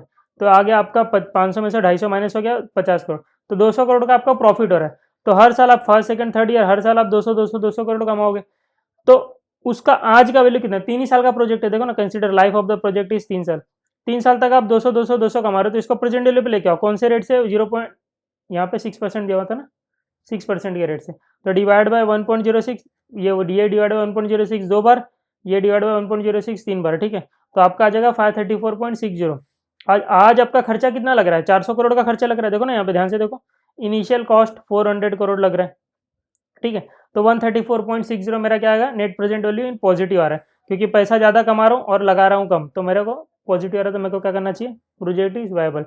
ये हो गया आपका एनपी ऑफ द प्रोजेक्ट, मैंने निकाल के दे दिया। ठीक है, अब सेकंड क्या पूछ रहा है, compute the impact on the project's NPV considering 2.5% adverse variance in each variable, हर एक वेरिएबल में, ये सब हर एक वेरिएबल में 2.5% का अगर एडवर्स वेरिएंस होता है, तो एडवर्स वेरिएंस मतलब क्या, मतलब क्या होता है, हमारे लिए खराब। अब बताता हूँ हमारे लिए खराब क्या, कॉस्ट का बढ़ जाना हमारे लिए खराब है। ठीक है, यूनिट जो सेल हो रहा है, 5 करोड़ यूनिट बिक रहा है हर साल, वो गिर जाना वो हमारे लिए खराब है। वेरिएबल कॉस्ट बढ़ जाना हमारे लिए खराब है, सेलिंग प्राइस पर यूनिट गिर जाना हमारे लिए खराब है। ठीक है, जो कॉस्ट हमारा लगने वाला स्टार्ट में वो बढ़ जाना हमारे लिए खराब है। ठीक है, तो 2.5% का बोल रहा है, हर एक वेरिएबल में चेक करो adverse variance in each variable, which variable is having maximum effect, आप बताओ। ठीक है, तो हम क्या करेंगे, एक एक वेरिएबल के साथ क्या करेंगे, चेंजेस करेंगे, कैश फ्लो निकालेंगे, ऐसे कैश फ्लो निकालेंगे। ठीक है, हर एक वेरिएबल के साथ चेंज करके देखेंगे। तो सबसे पहले देखो 5 तरह के केस बनेंगे। देखो पहले तो अगर तुम्हारा कॉस्ट 400 करोड़ है, तो कॉस्ट क्या होगा, बढ़ना इज एडवर्स वेरिएंस, तो 400 करोड़ प्लस 2.5%, 410 करोड़ हो गया कॉस्ट, तो क्या, अब सेकंड केस, यूनिट जो सेल्स हो रहा है वो मेरा 5 करोड़ हो रहा है हर यूनिट, हर साल, ठीक है, हर साल 5 करोड़ यूनिट सेल हो रहा है। 5 करोड़ यूनिट सेल ना होने के बजाय गिर गया यूनिट, कितना गिर गया, 2.5% से, तो 5 माइनस 2.5%, मतलब अब मेरा 5 करोड़ सेल्स नहीं हो रहा, 4.875 सेल्स हो रहा है, ठीक है। बाकी चीजें सेम, बाकी चीजें सेम, हर एक वेरिएबल की वजह से कितना चेंजेस आ रहा है कैश फ्लो में वो आपको बताना है, सिंपल है। देखो मैं बताता हूँ ना अभी, तो देखो 5 केस होगा। केस नंबर 1, पहला आपका यूनिट चेंज हो गया, ठीक है, 5 करोड़ यूनिट हर साल बिकता था, ठीक है, बट एडवर्स वेरिएंस हो गया 2.5% का, तो अब हर साल बिक रहा है आपका 4.875 करोड़ यूनिट, तो केस 1 हो गया अपना। केस 2 क्या बोल रहा है, केस 2, सेलिंग प्राइस अगर गिर जाता है तो देखो ना, 5 चीजें तो 5 इंपैक्ट होगा, कैपिटल कॉस्ट बढ़ सकता है, यूनिट सेल्स गिर सकता है, सेलिंग प्राइस पर यूनिट गिर सकता है, वेरिएबल कॉस्ट बढ़ सकता है और फिक्स कॉस्ट बढ़ सकता है, 5 ही केस हो सकते हैं। तो सेकंड केस में क्या लिख रहा हूँ, change in selling price, selling price अभी कितना है, 100 रुपए, ठीक है, अगर एडवर्स वेरिएंस होता है 2.5% का, मतलब सेलिंग प्राइस पर यूनिट गिर जाएगा, तो 100 माइनस 2.5% हो जाता है, तो 97.5 पर यूनिट हो जाता है, तो क्या। Third, changes in variable cost, अभी तो 50 रुपया, बट अगर वो बढ़ गया 2.5% से, तो 50 प्लस 2.15 और 2.5% 51.25 हो गया पर यूनिट, तो क्या। Fourth case, fix cost 50 crore है पर हर साल 2.5% से बढ़ गया, मतलब हर साल अब 50 करोड़ की जगह 51.25 खर्चा होने लगा, तो क्या, ठीक है। फिफ्थ केस, जो आज इन्वेस्टमेंट लग रहा है वो 400 करोड़ है, बट वो अगर 2.5% से बढ़ गया 410 करोड़ हो गया, तो क्या, ठीक है। तो पांचों केस मैंने यहाँ पे लिख लिया। अब पांचों केस में मैं क्या करूंगा, कैश इनफ्लो निकालूंगा, ठीक है। तो पहला पहला केस में क्या था अपना, कि यूनिट मेरा चेंज हो गया। अब देखो यूनिट चेंज होने से क्या फिक्स कॉस्ट में कुछ फर्क पड़ने वाला है, नहीं पड़ने वाला, तो मैंने उसको ब्लैक पेन से लिखा हुआ है, सेम होगा, फिक्स कॉस्ट में कोई चेंजेस नहीं होने वाला। यूनिट चेंज होने से मेरा वेरिएबल कॉस्ट भी चेंज हो जाएगा और फिक्स सेलिंग प्राइस भी चेंज होगा। सेलिंग प्राइस कैसे चेंज होगा, सेल्स वैल्यू चेंज होगा। देखो सेल, अभी तो मैं सेल्स के प्राइस को नहीं चेंज करूंगा, सिर्फ यूनिट में चेंजेस कर रहा हूं। अगर मैं यूनिट में चेंज करता हूं तो ये 5 करोड़ जो यूनिट है वो कितना यूनिट हो जा रहा है, 4.875 यूनिट हो जा रहा है, ठीक है। तो 5 करोड़ यूनिट की जगह 4.875 यूनिट इंटू सेलिंग प्राइस, तो 100 रुपये रहेगा, ठीक है, सेलिंग प्राइस नहीं। अभी सिर्फ यूनिट का चेंजेस देख रहे हैं, यूनिट का चेंजेस देख रहे हैं, सब एक साथ मिक्स मत कर देना कि यूनिट का चेंजेस सब चेंजेस एक ही जगह पर डाल दे रहे हो, नहीं नहीं, अभी सिर्फ यूनिट के चेंजेस की बात कर रहा हूँ। तो 5 करोड़ यूनिट की जगह क्या हो गया, 5 माइनस 2.5% यूनिट हो गया 4.875, अब यहाँ पे 4.875 हो गया इंटू 100 रुपया, तो मेरा सेलिंग प्राइस, अब सेल्स वैल्यू कितना में 487.5 होगा, ठीक है। और वेरिएबल कॉस्ट की भी चेंज हो जाएगा, 5 करोड़ की जगह पे क्या हो जाएगा, 4.875 यूनिट हो गया ना, अभी इसकी जगह 4.875 यूनिट हो गया, इंटू 200 इंटू 50 रुपया, तो 243.75 हो गया, ठीक है। और फिक्स कॉस्ट में तो कोई चेंजेस नहीं होगा, 50 करोड़ ही रहेगा। तो यूनिट में चेंज होने से की वजह से मेरा कैश फ्लो हो गया 193.75। इतनी बात समझ में आती है, यस सर, इतनी बात समझ में आती है। अब देखो केस 2 की बात कर रहा हूँ, केस 2 ने क्या बोला था कि सेलिंग प्राइस मेरा 100 से 97.5 हो गया, तो सेलिंग प्राइस में चेंज हुआ है ना, तो उससे सेल्स वैल्यू चेंज होगा, वेरिएबल कॉस्ट चेंज होगा क्या, नहीं होगा। तो वेरिएबल कॉस्ट और ये साथ सेम छाप दो, वेरिएबल कॉस्ट 250, ये 50, ये दोनों सेम रहेगा, ठीक है, ये दोनों में कोई चेंजेस नहीं होगा, सिर्फ सेलिंग प्राइस में चेंज होगा। तो सेलिंग प्राइस में चेंज होने से सेल्स वैल्यू चेंज हो गया, क्या हो गया, 97.5 हो गया ना, और यूनिट तुम्हारा अभी 5 करोड़ ही है। यूनिट का यहाँ पे देख लेना भाई, अब केस 2 की बात कर रहा हूँ, केस 2 में सिर्फ सेलिंग प्राइस हिला है, बाकी सब सेम है, ठीक है। उसने पूछा क्या है, हर एक वेरिएबल में चेंज होने से कौन सा वेरिएबल में चेंज होने पे ज्यादा इफेक्ट हो रहा है, ठीक है, उस पर आ रहा हूं मैं, कौन से वेरिएबल से चेंज होने पे। देखो यूनिट में चेंज होने से सिर्फ 193.75 हुआ तुम्हारा क्या, कैश फ्लो। अब सेलिंग प्राइस में चेंज होने से सिर्फ सेलिंग प्राइस चेंज होगा, बाकी तो कुछ चेंज नहीं होगा। तो अब 5 करोड़ यूनिट है, ठीक है, 5 करोड़ यूनिट है इंटू सेलिंग प्राइस 97.5 हो गया, तो अब तुम्हारा सेलिंग प्राइस 487.5 हो गया, ठीक है, बाकी दोनों चीज सेम है, ठीक है, तो 187.5 हो गया। केस 3 बोलता है वेरिएबल कॉस्ट में चेंजेस हो गया, वेरिएबल कॉस्ट में क्या हुआ, 50 रुपए से 51.25 हो गया, तो वेरिएबल कॉस्ट को ही चेंज करो, बाकी सब सेम रखो, बाकी सब सेम मतलब सेल्स का वैल्यू सेम, फिक्स कॉस्ट भी सेम, ठीक है, तो सेल्स भी सेम और फिक्स कॉस्ट भी सेम। अब वेरिएबल कॉस्ट को चेंज करते हैं, वेरिएबल कॉस्ट कितना हो गया, 51.25 हो गया per unit, 51.25 per unit, unit कितना, यूनिट 5 करोड़ ही रहेगा दोस्त, यूनिट 5 करोड़ ही रहेगा, यूनिट में कोई चेंजेस नहीं है, वो तो फर्स्ट केस में था, अपन ने कर दिया 5 करोड़, तो 256.25, 256.25, ठीक है। तो केस 3 हो गया, यहाँ पे कैश फ्लो आ गया 193.75। केस 4 क्या बोल रहा था, केस 4 बोल रहा था फिक्स कॉस्ट अगर चेंज हो जाता है तो फिक्स कॉस्ट चेंज हुआ ना, तो बाकी सब सेम रखो, सेल्स वेरिएबल कॉस्ट सेम रखो, तो सेल्स मैंने सेम रखा, वेरिएबल कॉस्ट सेम रखा, जो चेंज है वहां पे चेंज कर रहा हूँ, वहां पे रेड पेन से कर रहा हूँ। फिक्स कॉस्ट अब 50 करोड़ की जगह 51.25 हो गया, ठीक है। केस 5 क्या बोलता है, तुम्हारा इन्वेस्टमेंट चेंज हुआ, अरे इन्वेस्टमेंट चेंज हुआ तो यहाँ पे कैश फ्लो में कुछ चेंजेस होगा, नहीं होगा, तो कैश फ्लो तो सेम ही रहेगा, ये सब सेम है, ठीक है, 200। इतनी बात समझ में आती है सर, इतनी बात समझ में आती है तो यस बोलो, ठीक है। अब देखो केस वन में 193.75 कैश फ्लो हो रहा है, तो केस वन में फर्स्ट सेकंड थर्ड ईयर 3 साल था ना लाइफ, किसका लाइफ, अरे प्रोजेक्ट का लाइफ पढ़ रहे क्या है, प्रोजेक्ट ना, तो प्रोजेक्ट का लाइफ, तो प्रोजेक्ट का लाइफ फर्स्ट सेकंड था 3 साल का था। तो अगर केस वन की बात करेंगे, यूनिट में चेंजेस होता है, तुम्हारा प्रॉफिट 193.75 आएगा तीनों साल, ठीक है। तो उसका प्रेजेंट वैल्यू क्या है 517.89, और तुम्हारा इन्वेस्टमेंट कितना लगा हुआ है 400, तो नेट प्रेजेंट वैल्यू आया 117.89, ठीक है। इतनी बात समझ में, ये सबको कौन से रेट से खींचना है, जो रेट दिया हुआ था, यहाँ पे क्या रेट दिया हुआ था 6%, ठीक है, सबको 6% से खींचना है, ठीक है। अब मैं सब जगह लिखने नहीं बैठ रहा हूँ, सबको 6% से खींचना है, तो ये 6% से खींचा मैंने @6%, ठीक है।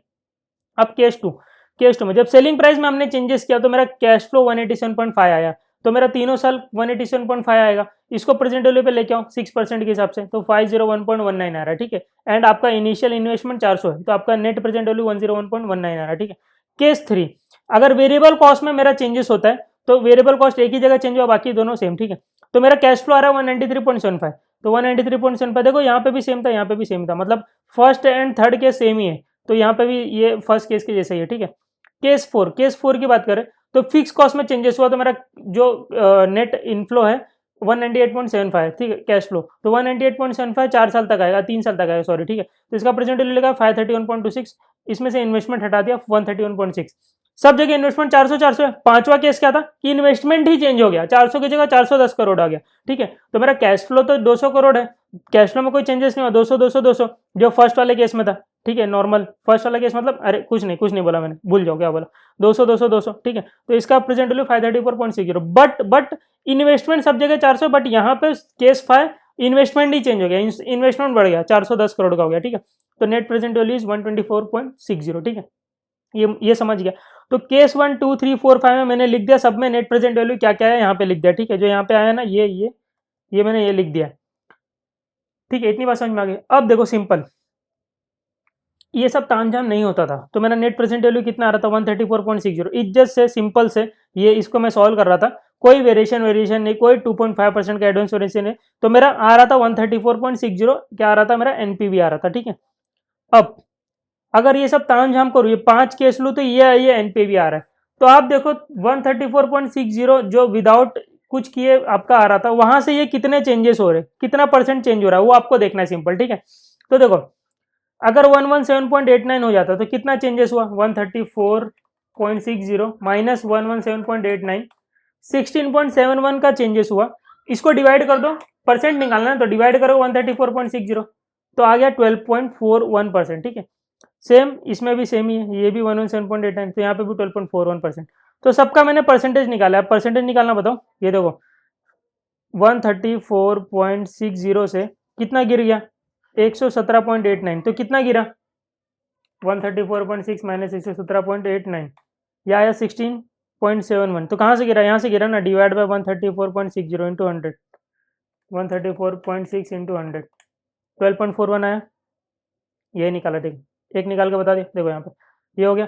तो वैसे ही मेरा पांचों केस में, अब आप देखो सबसे ज्यादा वेरिएंस कहाँ पे आ रहा है, सबसे ज्यादा वेरिएंस यहाँ पे आ रहा है, देखो यहाँ पे मैं इसको ना हाईलाइट कर देता हूँ, केस 2 में आ रहा है 24.82%। केस 2 था क्या, सेलिंग प्राइस में चेंजेस होना, तो अगर आप सेलिंग प्राइस में चेंज करते हो ना, तो आपका कैश फ्लो 187.5 हो जाएगा, जो कि 200 मिलता था, ठीक है।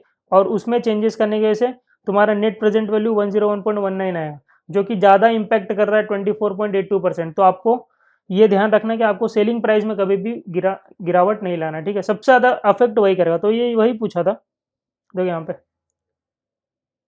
अब आपको समझ में आएगा।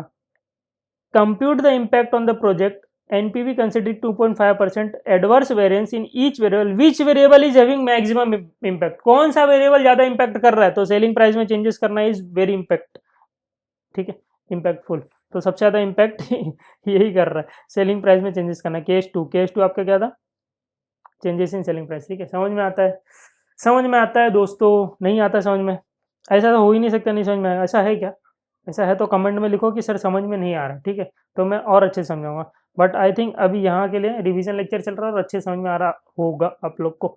चलो ठीक है, चलो क्वेश्चन नंबर अब क्या करते हैं, क्वेश्चन नंबर 10, इलस्ट्रेशन नंबर 10 करते हैं। देखो XYZ हो गया ना, ये हो गया ना, अभी कुछ बात बाकी तो नहीं है ना, हो गया। ऐसा समाप्त मजा नहीं आया ना समाप्त करते हुए कि ऐसा वापस से पूरा एक ओवरव्यू दे दूं। अरे टाइम है क्या ओवरव्यू दे दूं? रिवीजन रिवीजन चल रहा है, टाइम आपके पास भी नहीं, मेरे पास भी नहीं है। इलस्ट्रेशन नंबर 10 देखो, XYZ limited is considering a project A with an initial outlay of 14 lakh, ठीक है, 14 लाख का क्या खर्चा लग रहा है, and the possible 3 cash inflow attach with the project as follows. Year 1 450, अब क्या है, ये क्या है, कुछ दिया है क्या? Assuming the cost of capital is 9%, determine NPV in each scenario. If XYZ Limited is about to most, हाँ ठीक है ठीक है ठीक है ठीक है। ये क्या है? रुपीज़ है, रुपीज़ 450 है, इन लैक्स है, इन थाउजेंड है, इन करोड़ है, क्या है ये? क्या मतलब मेरे पास शक्ति है? मेरे पास ऐसा कोई शक्ति है जिससे मैं इसको मान लूँ ये क्या इन लैक्स इन थाउजेंड है, क्या है? आप समझ रहे हो? समझ रहे हो आप? एग्जाम में आ जाए अगर ऐसा तो बच्चा क्या करे, बच्चे को समझ में नहीं आएगा कि ये इन लैक्स में थाउजेंड में, अरे ऐसे थोड़ा समझना चाहिए ना, ऐसे थोड़ा समझना चाहिए आपको, ये सारी चीज़ें आपको बतानी चाहिए ना क्या है। अब मेरे पास थोड़ी शक्ति है कि हे भगवान मुझे बता दो ये लैक्स में लिखा है किस में लिखा है, समझ में आ रहा है? तो अब देखो ऐसे ने लिखा है, ऐसे ये इन लैक्स में, ये मतलब ये लैक्स है, 4,50,000 है, 5,50,000, 6,50,000, बट अपने को कैसे पता चलेगा दोस्त? नहीं पता चलेगा, थोड़ी ना वहाँ पर आंसर लिखा रहता है एग्जाम में, तो तकलीफ है, ठीक है। तो यहाँ पे थोड़ा चेंजेस कर देना चाहिए था ऐसे को, इन थाउजेंड लिखना है, ये इन थाउजेंड है, ठीक है। अब ये बात हो गई खत्म। अब देखो 14 लाख का खर्चा लग रहा है, 3 cash inflow attach with the project is as follows. Worst case में 450, सॉरी 4.5 लाख, 4 लाख और 7 लाख, ये 3 कैश फ्लो हो सकते हैं 3 साल तक, ठीक है।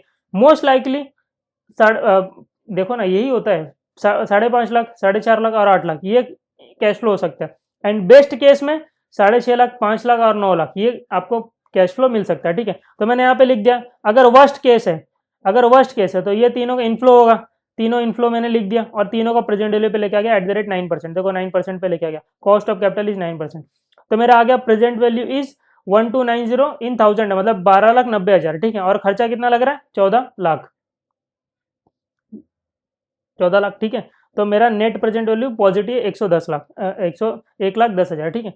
तो ये मुझे क्या करना चाहिए यहाँ पे, वर्स्ट केस में इतना आ रहा है, 110 लाख आ रहा है, ठीक है। अब मोस्ट लाइकली केस में देखते हैं, तो ये कैश फ्लो है 3 साल का, तो तीनों साल का कैश फ्लो मैंने यहाँ पे डाल दिया, और क्या करो इसको 9% पे पुल कर दो, ठीक है।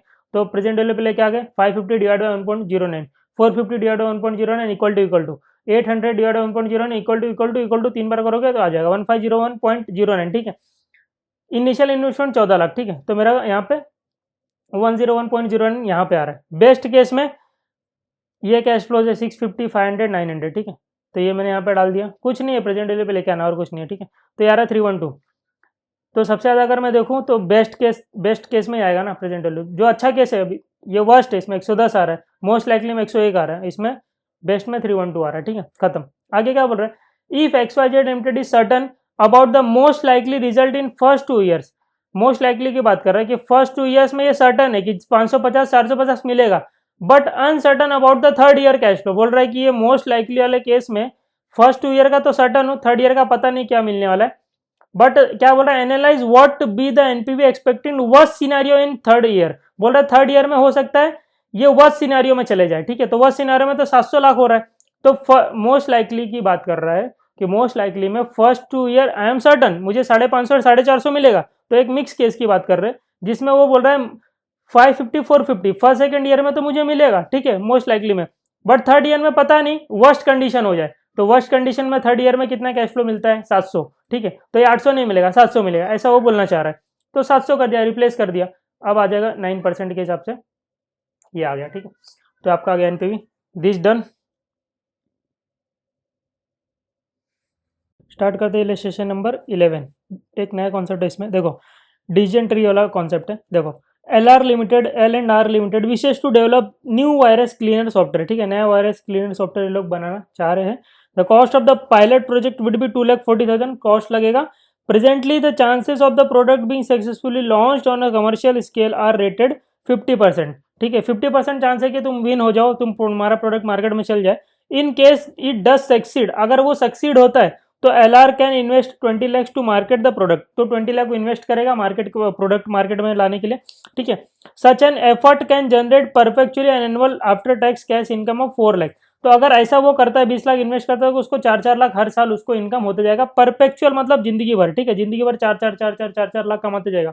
तो अगर मेरे को आज का इनकम निकालना, प्रेजेंट वैल्यू निकालना, तो सबको एक साथ खींचने का, तो मैं क्या करता हूँ, डायरेक्ट डिवाइड बाय 10% कैपिटलाइज कर देता हूँ, ठीक है। जो भी रहेगा 10% मैंने बोला, मतलब जो भी डिस्काउंट रेट रहेगा। अब देखते हैं यहाँ पे क्या है, फिर क्या बोल रहे हैं, सच an effort can generate perpetually and annual, ठीक है, वो बात कर ली अपन ने। Even if the commercial launch fails, अगर फेल हो जाता है तो भी वो लोग स्मॉलर अमाउंट ऑफ इन्वेस्टमेंट कर सकते हैं 12 लाख का, with the hope of gaining perpetuality a sum of 1 lakh, ठीक है, कि अगर फेल हो जाता है तो वो लोग बोल रहे हैं कि 12 लाख इन्वेस्ट कर दो और 1-1 लाख रुपए हर साल तुम लोग कमाओगे, ठीक है, इतनी सी बात वो लोग कर रहे हैं। Evaluate the proposal adopting decision tree approach, the discount rate is 10% दिया हुआ, ठीक है।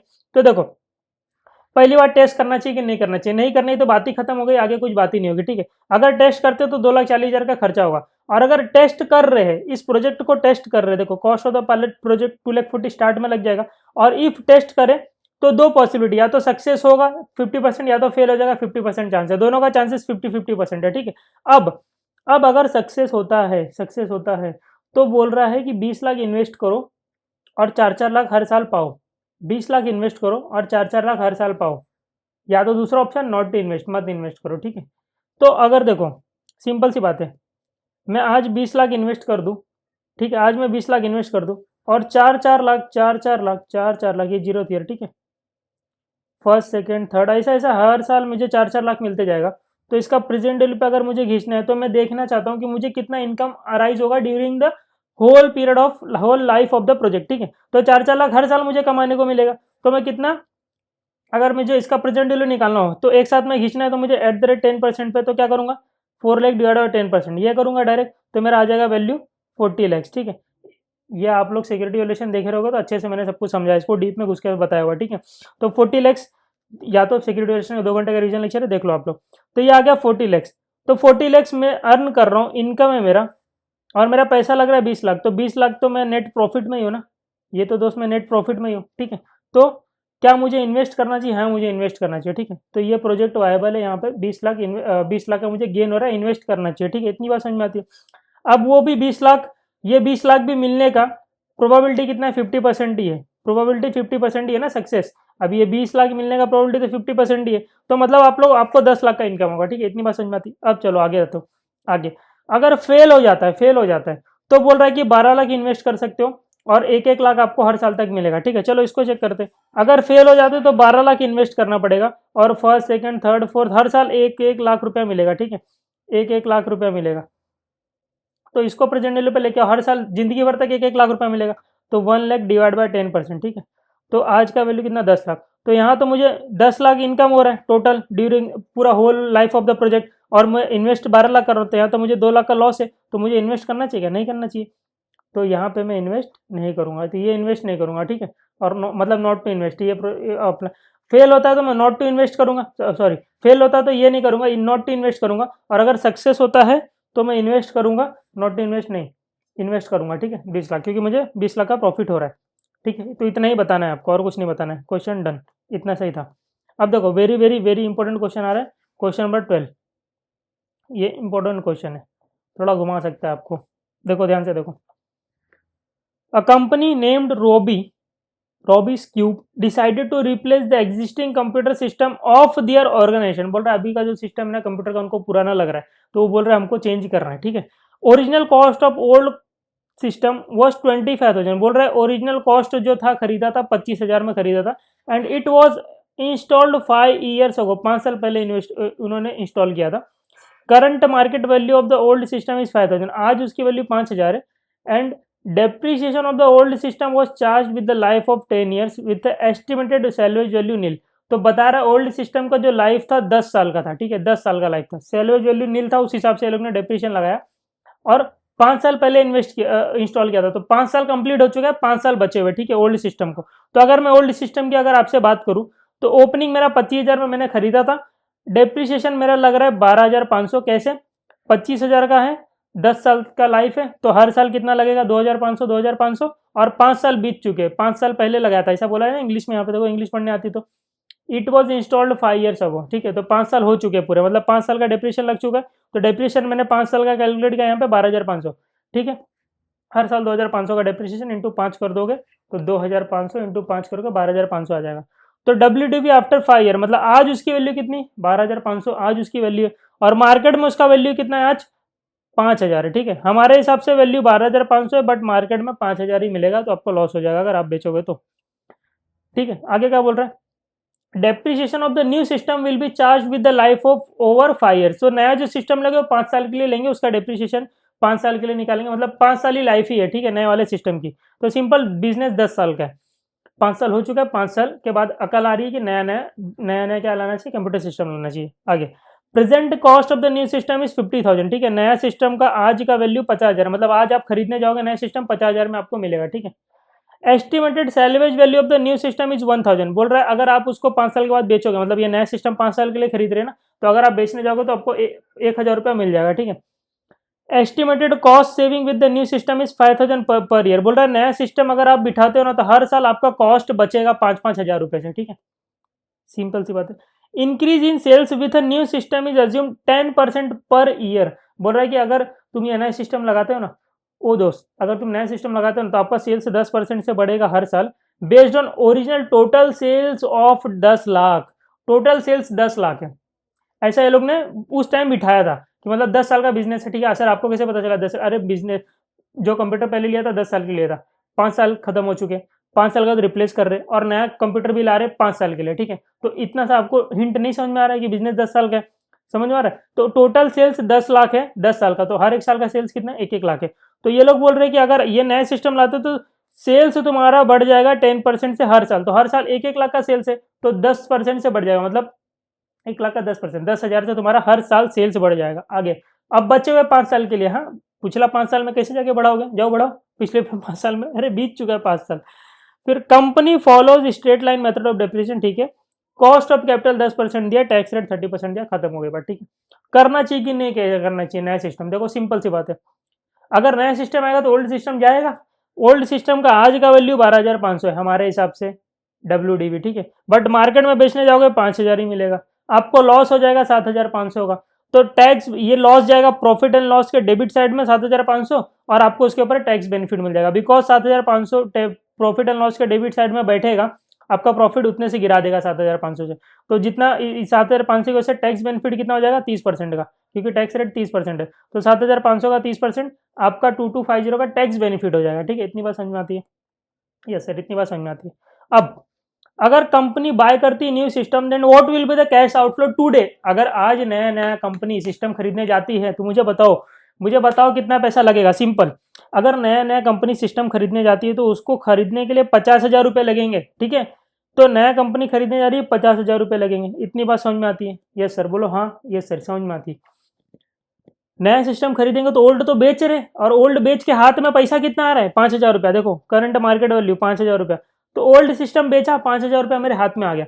मैंने अभी जेब से 50,000 रुपया निकाल के दिया, नया सिस्टम घर पे लेके आया, और पुराना बेच दिया, 5,000 मेरे पास आ भी गया।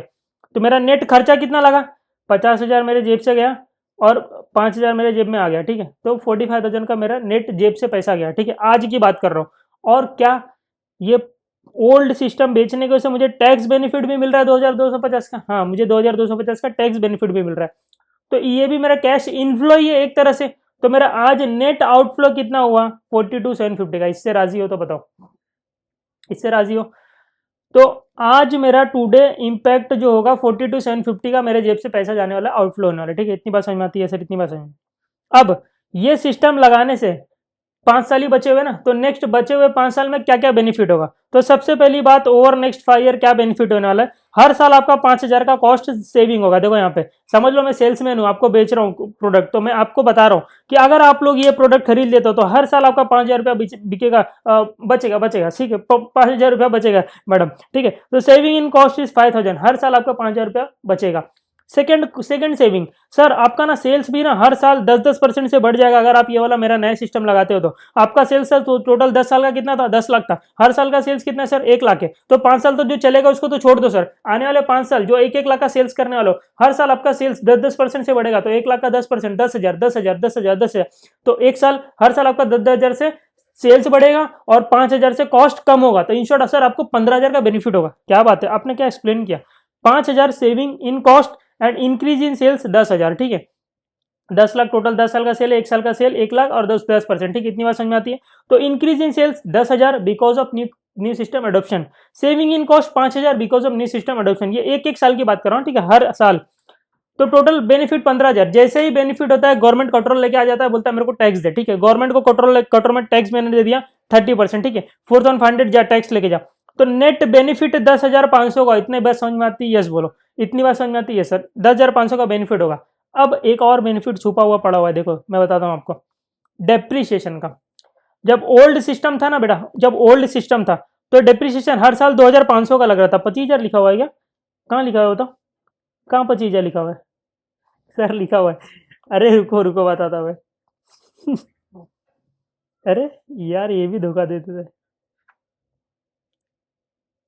25,000 लिखा था क्या? अरे यार इतना टाइम लग रहा है। 25,000 लिखा था, अरे कहाँ 25,000 लिखा था, 2,500 लिखा है देखो, ठीक है। तो अगर नया ओल्ड सिस्टम जो पहले पहले जो सिस्टम था ना, तो उस पर 2,500 का डिप्रिसिएशन हर साल लगता था। कैसे? 25,000 का कॉस्ट था और डिवाइड बाय 10 साल, तो हर साल 2,500 का डिप्रिसिएशन लगता था, ठीक है, इतनी बात समझ में आती है। बट नया सिस्टम आने की वजह से डिप्रिसिएशन बढ़ जाएगा। कैसे सर? 50,000 का कॉस्ट लग रहा है, 1,000 तो आपका सैलवेज वैल्यू है, तो डिवाइड बाय 5 कर दो, ठीक है। तो ऐसे डिप्रिसिएशन निकालना भी सिखाऊं, 11वीं में निकालते थे, एक चैप्टर हुआ करता था depreciation, total cost minus salvage value divide by number of years, ठीक है। तो आपका डिप्रेशन ये SLM है, ठीक है। तो आपका डिप्रेशन हर साल 9,800 का लगेगा, ठीक है। तो पहले लगता था 2,500 का, अब लग रहा है 9,800 का, तो डिप्रिसिएशन बढ़ गया 7,300 से। बट डिप्रिसिएशन बढ़ाना ये तो नॉन कैश एक्सपेंस है, मैं उसके लिए, ये तो नॉन कैश एक्सपेंस है, आप तो वैसे भी ये कॉस्ट में ले लियो ना भाई, ये कॉस्ट में ले लियो ना 42,750, पूरा 50,000 लेके बैठे हुए। मैं उसकी बात नहीं कर रहा हूँ, डिप्रिसिएशन बढ़ने से टैक्स बेनिफिट बढ़ जाएगा। मेरे पहले पीएनएल में जाता था 2,500, तो 2,500 के ऊपर 30%, उतना ही बेनिफिट मिलता था। अब जाएगा 9,800, तो 9,800 के ऊपर 30%, उतना बेनिफिट मिलेगा। तो दिस ये इंटू 30%, ये इंटू 30% माइनस करोगे ना, तो यही आएगा 2,190 आएगा। तो मैंने डायरेक्ट कर दिया ना, 2,500 पहले पीएनएल डेबिट में जाता था, अब 9,800 जा रहा है पीएनएल डेबिट में, तो मेरा पीएनएल डेबिट बढ़ गया, मेरा पीएनएल में चार्ज होने लगा 7,300 और एक्स्ट्रा कॉस्ट जाने लग गया, तो उसकी वजह से 2,190 का बेनिफिट हुआ। देखो कैपिटल बजटिंग में वैसे भी डेप्रिसिएशन एडलेस करते हैं, ऊपर लेस नीचे ऐड क्यों करते हैं? टैक्स बेनिफिट लेने के लिए, ठीक है। तो टैक्स बेनिफिट को मैं ऐड करूंगा, 2,190 में हर साल 2,190 का टैक्स बेनिफिट होगा ऑन इंक्रीज डेप्रिसिएशन। तो एक और बेनिफिट हुआ, ये मैं आफ्टर टैक्स क्यों लिख रहा हूँ? अरे आफ्टर टैक्स ही लिखूंगा ना, नीचे सिर्फ टैक्स बेनिफिट का पार्ट लिख रहा हूँ, ठीक है। तो उसके ऊपर टैक्स माइनस करूँ क्या? माइनस सर्टिफिकेट कुछ भी बोलते हो, ठीक है। तो increase in tax benefit due to increase in depreciation 2,190, ठीक है। ये वर्किंग नोट नंबर 1 यहाँ पे चिपका दिया, ठीक है। तो टोटल अगर मैं दिखाता हूँ, हर साल मुझे 12,690 का क्या होगा? बेनिफिट होगा। हर साल मुझे 12,690 का बेनिफिट होगा। तो ऐसा 5 साल तक होगा? हाँ सर 5 साल तक होगा, 1 2 3 4 5, हर साल 12,690 का सेविंग होगा सर आपका।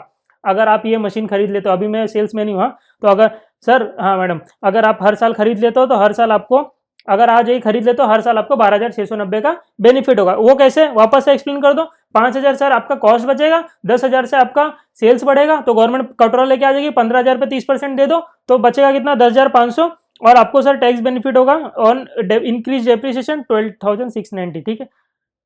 लास्ट में 5वें साल में वो जो नया सिस्टम है ना सर, मैडम आप बेच देना, तो बेच दोगे तो 5वें साल आपको 1,000 रुपये और मिल जाएगा, ठीक है, 1,000 रुपये और मिल जाएगा, ठीक है। तो लास्ट ईयर तो 12,690 और 1,000 और मिलेगा। तो नेट अगर मैं देखूं आज की वैल्यू, ये टोटल सेविंग की आज की वैल्यू अगर मैं निकालूं एट द रेट 10% पे, प्रेजेंट वैल्यू पे खींच लेना, तो 48,726 आ रहा है। और आज के ही दिन मेरा आउटफ्लो कितना हो रहा है? 42,750। जादू से आ गया क्या? ऊपर निकाला था ये देखो, 42,750, ये रहा 42,750, ठीक है, यहाँ पे निकाला था। तो आज के दिन मेरा आउटफ्लो है 42,750, और आज के दिन का मैंने इनफ्लो निकाला प्रेजेंट वैल्यू पे लेके आके 48,726। तो 5976 का मुझे बेनिफिट हो रहा है। तो क्या मुझे नया सिस्टम लगाना चाहिए? सेल्समैन आप जीत गए, आपको सेल्समैन बोलेगा चलो अच्छा है मैडम, मेरा सेल्स करा दिया आपने, मेरे को बोनस मिल जाएगा, ठीक है। तो समझ में आया कि सेल्समैन ने आपको कैसे समझा दिया क्वेश्चन, ठीक है। तो सेल्समैन ने आपको बता दिया कि ये प्रोजेक्ट, ये कंप्यूटर सिस्टम नया वाला आपको लेना चाहिए, आप उसमें बेनिफिशियल हो, ठीक है। समझ में आती है बात? चलो सर हो गया, क्वेश्चन नंबर 12 डन, ठीक है। इंपॉर्टेंट क्वेश्चन था, अच्छा क्वेश्चन था, चलो क्वेश्चन बनाने चाहिए ऐसे, वेरी गुड, ठीक है। क्वेश्चन नंबर अब 13, ये लास्ट क्वेश्चन आपका इलस्ट्रेशन का। चलो देखो यहाँ पे इंपॉर्टेंट क्वेश्चन है, ये भी खतरनाक क्वेश्चन है, इसमें एक नया कॉन्सेप्ट है जो मैं अभी बताने वाला हूँ थोड़ी देर में, ठीक है। डायरेक्ट नाम ले लूंगा मजा नहीं आता, ठीक है, एंट्री होनी चाहिए हीरो की, वैसे कॉन्सेप्ट की वैसे एंट्री होती है वैसे होनी चाहिए। X limited is taxi operator, ठीक है, एक टैक्सी ऑपरेटर है, टैक्सी चला रहा है। Each taxi cost to company 4 lakh रुपये, हर एक कॉस्ट हर एक टैक्सी का कॉस्ट 4 लाख रुपया, ठीक है, कंपनी को। एंड उसका यूजफुल लाइफ 3 साल है। हर एक टैक्सी 3 साल तक वो लोग चला सकते हैं, उसके बाद उसके क्या पहिए वहिए निकल जाते हैं क्या? नहीं, पहिए नहीं निकल जाते, उसका क्या टाइम खत्म हो जाता है। और जिस चीज़ की लाइफ खत्म हो जाए, लोगों को उस पर भरोसा नहीं होता, क्योंकि वो कभी भी बूम, ठीक है। The taxi operating cost for each 3 years and salaries value at the end of year is as follows. देखो यार, कि अगर कि अगर कि अगर तुम ईयर 1 तक रखते हो, ऑपरेटिंग कॉस्ट तो ठीक है, रीसेल वैल्यू लगेगा 2,80,000, मतलब तुम ये टैक्सी 1 साल के बाद ही बंद कर देते हो, तो तुमको क्या मिलेगा? 2,80,000 मिल जाएगा। टैक्सी बेच के निकल जाओ, 1 साल में अपना बिजनेस बंद करो, ठीक है। दूसरा, अगर तुम 2 साल तक इस टैक्सी को चलाते हो, तो फर्स्ट ईयर खर्चा होगा 1,80,000, सेकेंड ईयर खर्चा होगा 2,10,000, और सेकेंड ईयर में बेच दोगे 2,30,000 रुपया तुमको मिल जाएगा, ठीक है। अगर तुम थर्ड ईयर तक एक टैक्सी चलाते हो, तो फर्स्ट ईयर खर्चा, सेकंड ईयर खर्चा और थर्ड ईयर खर्चा, और लास्ट में आपको मिल जाएगा 1,68,000 इस टैक्सी को बेच के। और फोर्थ ईयर, लाइफ ही 3 साल है, तो फोर्थ ईयर कहाँ जा रहे हो, ठीक है। तो 3 साल की बात मैंने बता दी आपको यहाँ पे। You are required to determine the optimal replacement period of taxi if a cost of a capital of X limited is 10%। ये लोग क्या बोल रहे हैं कि अगर ऑप्टिमल डिटरमाइन करो तुम, ऑप्टिमल रिप्लेसमेंट पीरियड की, हमको टैक्सी 1 साल चलाना चाहिए कि 2 साल चलाना चाहिए या पूरे के पूरे 3 साल चलाना चाहिए, मुझे ऐसा ये लोग बताने बोल रहे हैं, ठीक है। तो मैं क्या बताऊं? मैं ये बता सकता हूं कि मैं बता सकता हूँ, देखो, if replacement period after 1 year, अगर मैं 1 ही साल टैक्सी चलाता हूँ तो 1 साल अगर मैं चलाता हूँ, तो मेरा फर्स्ट ईयर में खर्चा लगेगा 1,80,000, और 1 साल चलाता हूँ तो 1 साल बाद बेच दूंगा, 1 साल बाद बेच दूंगा तो रीसेल वैल्यू 2,80,000 मिल जाएगी, तो मेरे पास से पैसा आएगा 2,80,000 और जाएगा 1,80,000, तो मेरा नेट कैश इनफ्लो होगा 1 लाख रुपया का। इतनी बात समझ में आती है?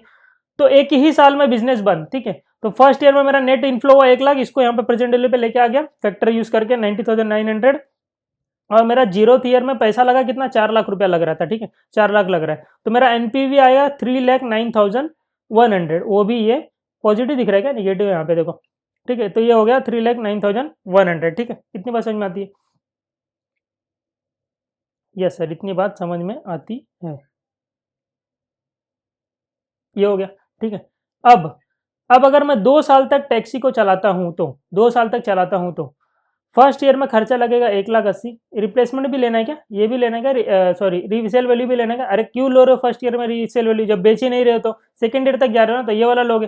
तो फर्स्ट ईयर खर्चा 1,80,000, 2 लाख, सेकेंड ईयर खर्चा 2,10,000, तो फर्स्ट ईयर खर्चा 1,80,000, सेकेंड ईयर खर्चा 2,10,000, और सेकेंड ईयर में बेचूंगा 2,30,000 रुपए में, सेकेंड ईयर में बेचूंगा 2,30,000 में, अगर 2 साल तक बिजनेस चलाता हूं तो, टैक्सी चलाता हूं तो, ठीक है।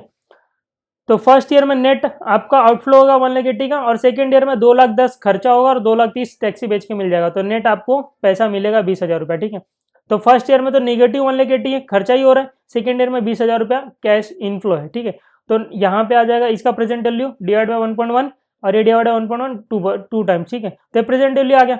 तो जीरो ईयर में खर्चा किया टैक्सी खरीदने के लिए 4 लाख, फर्स्ट ईयर में 1,63,620 का कॉस्ट, एंड सेकेंड ईयर में 16,520 आपका नेट इनफ्लो, ठीक है।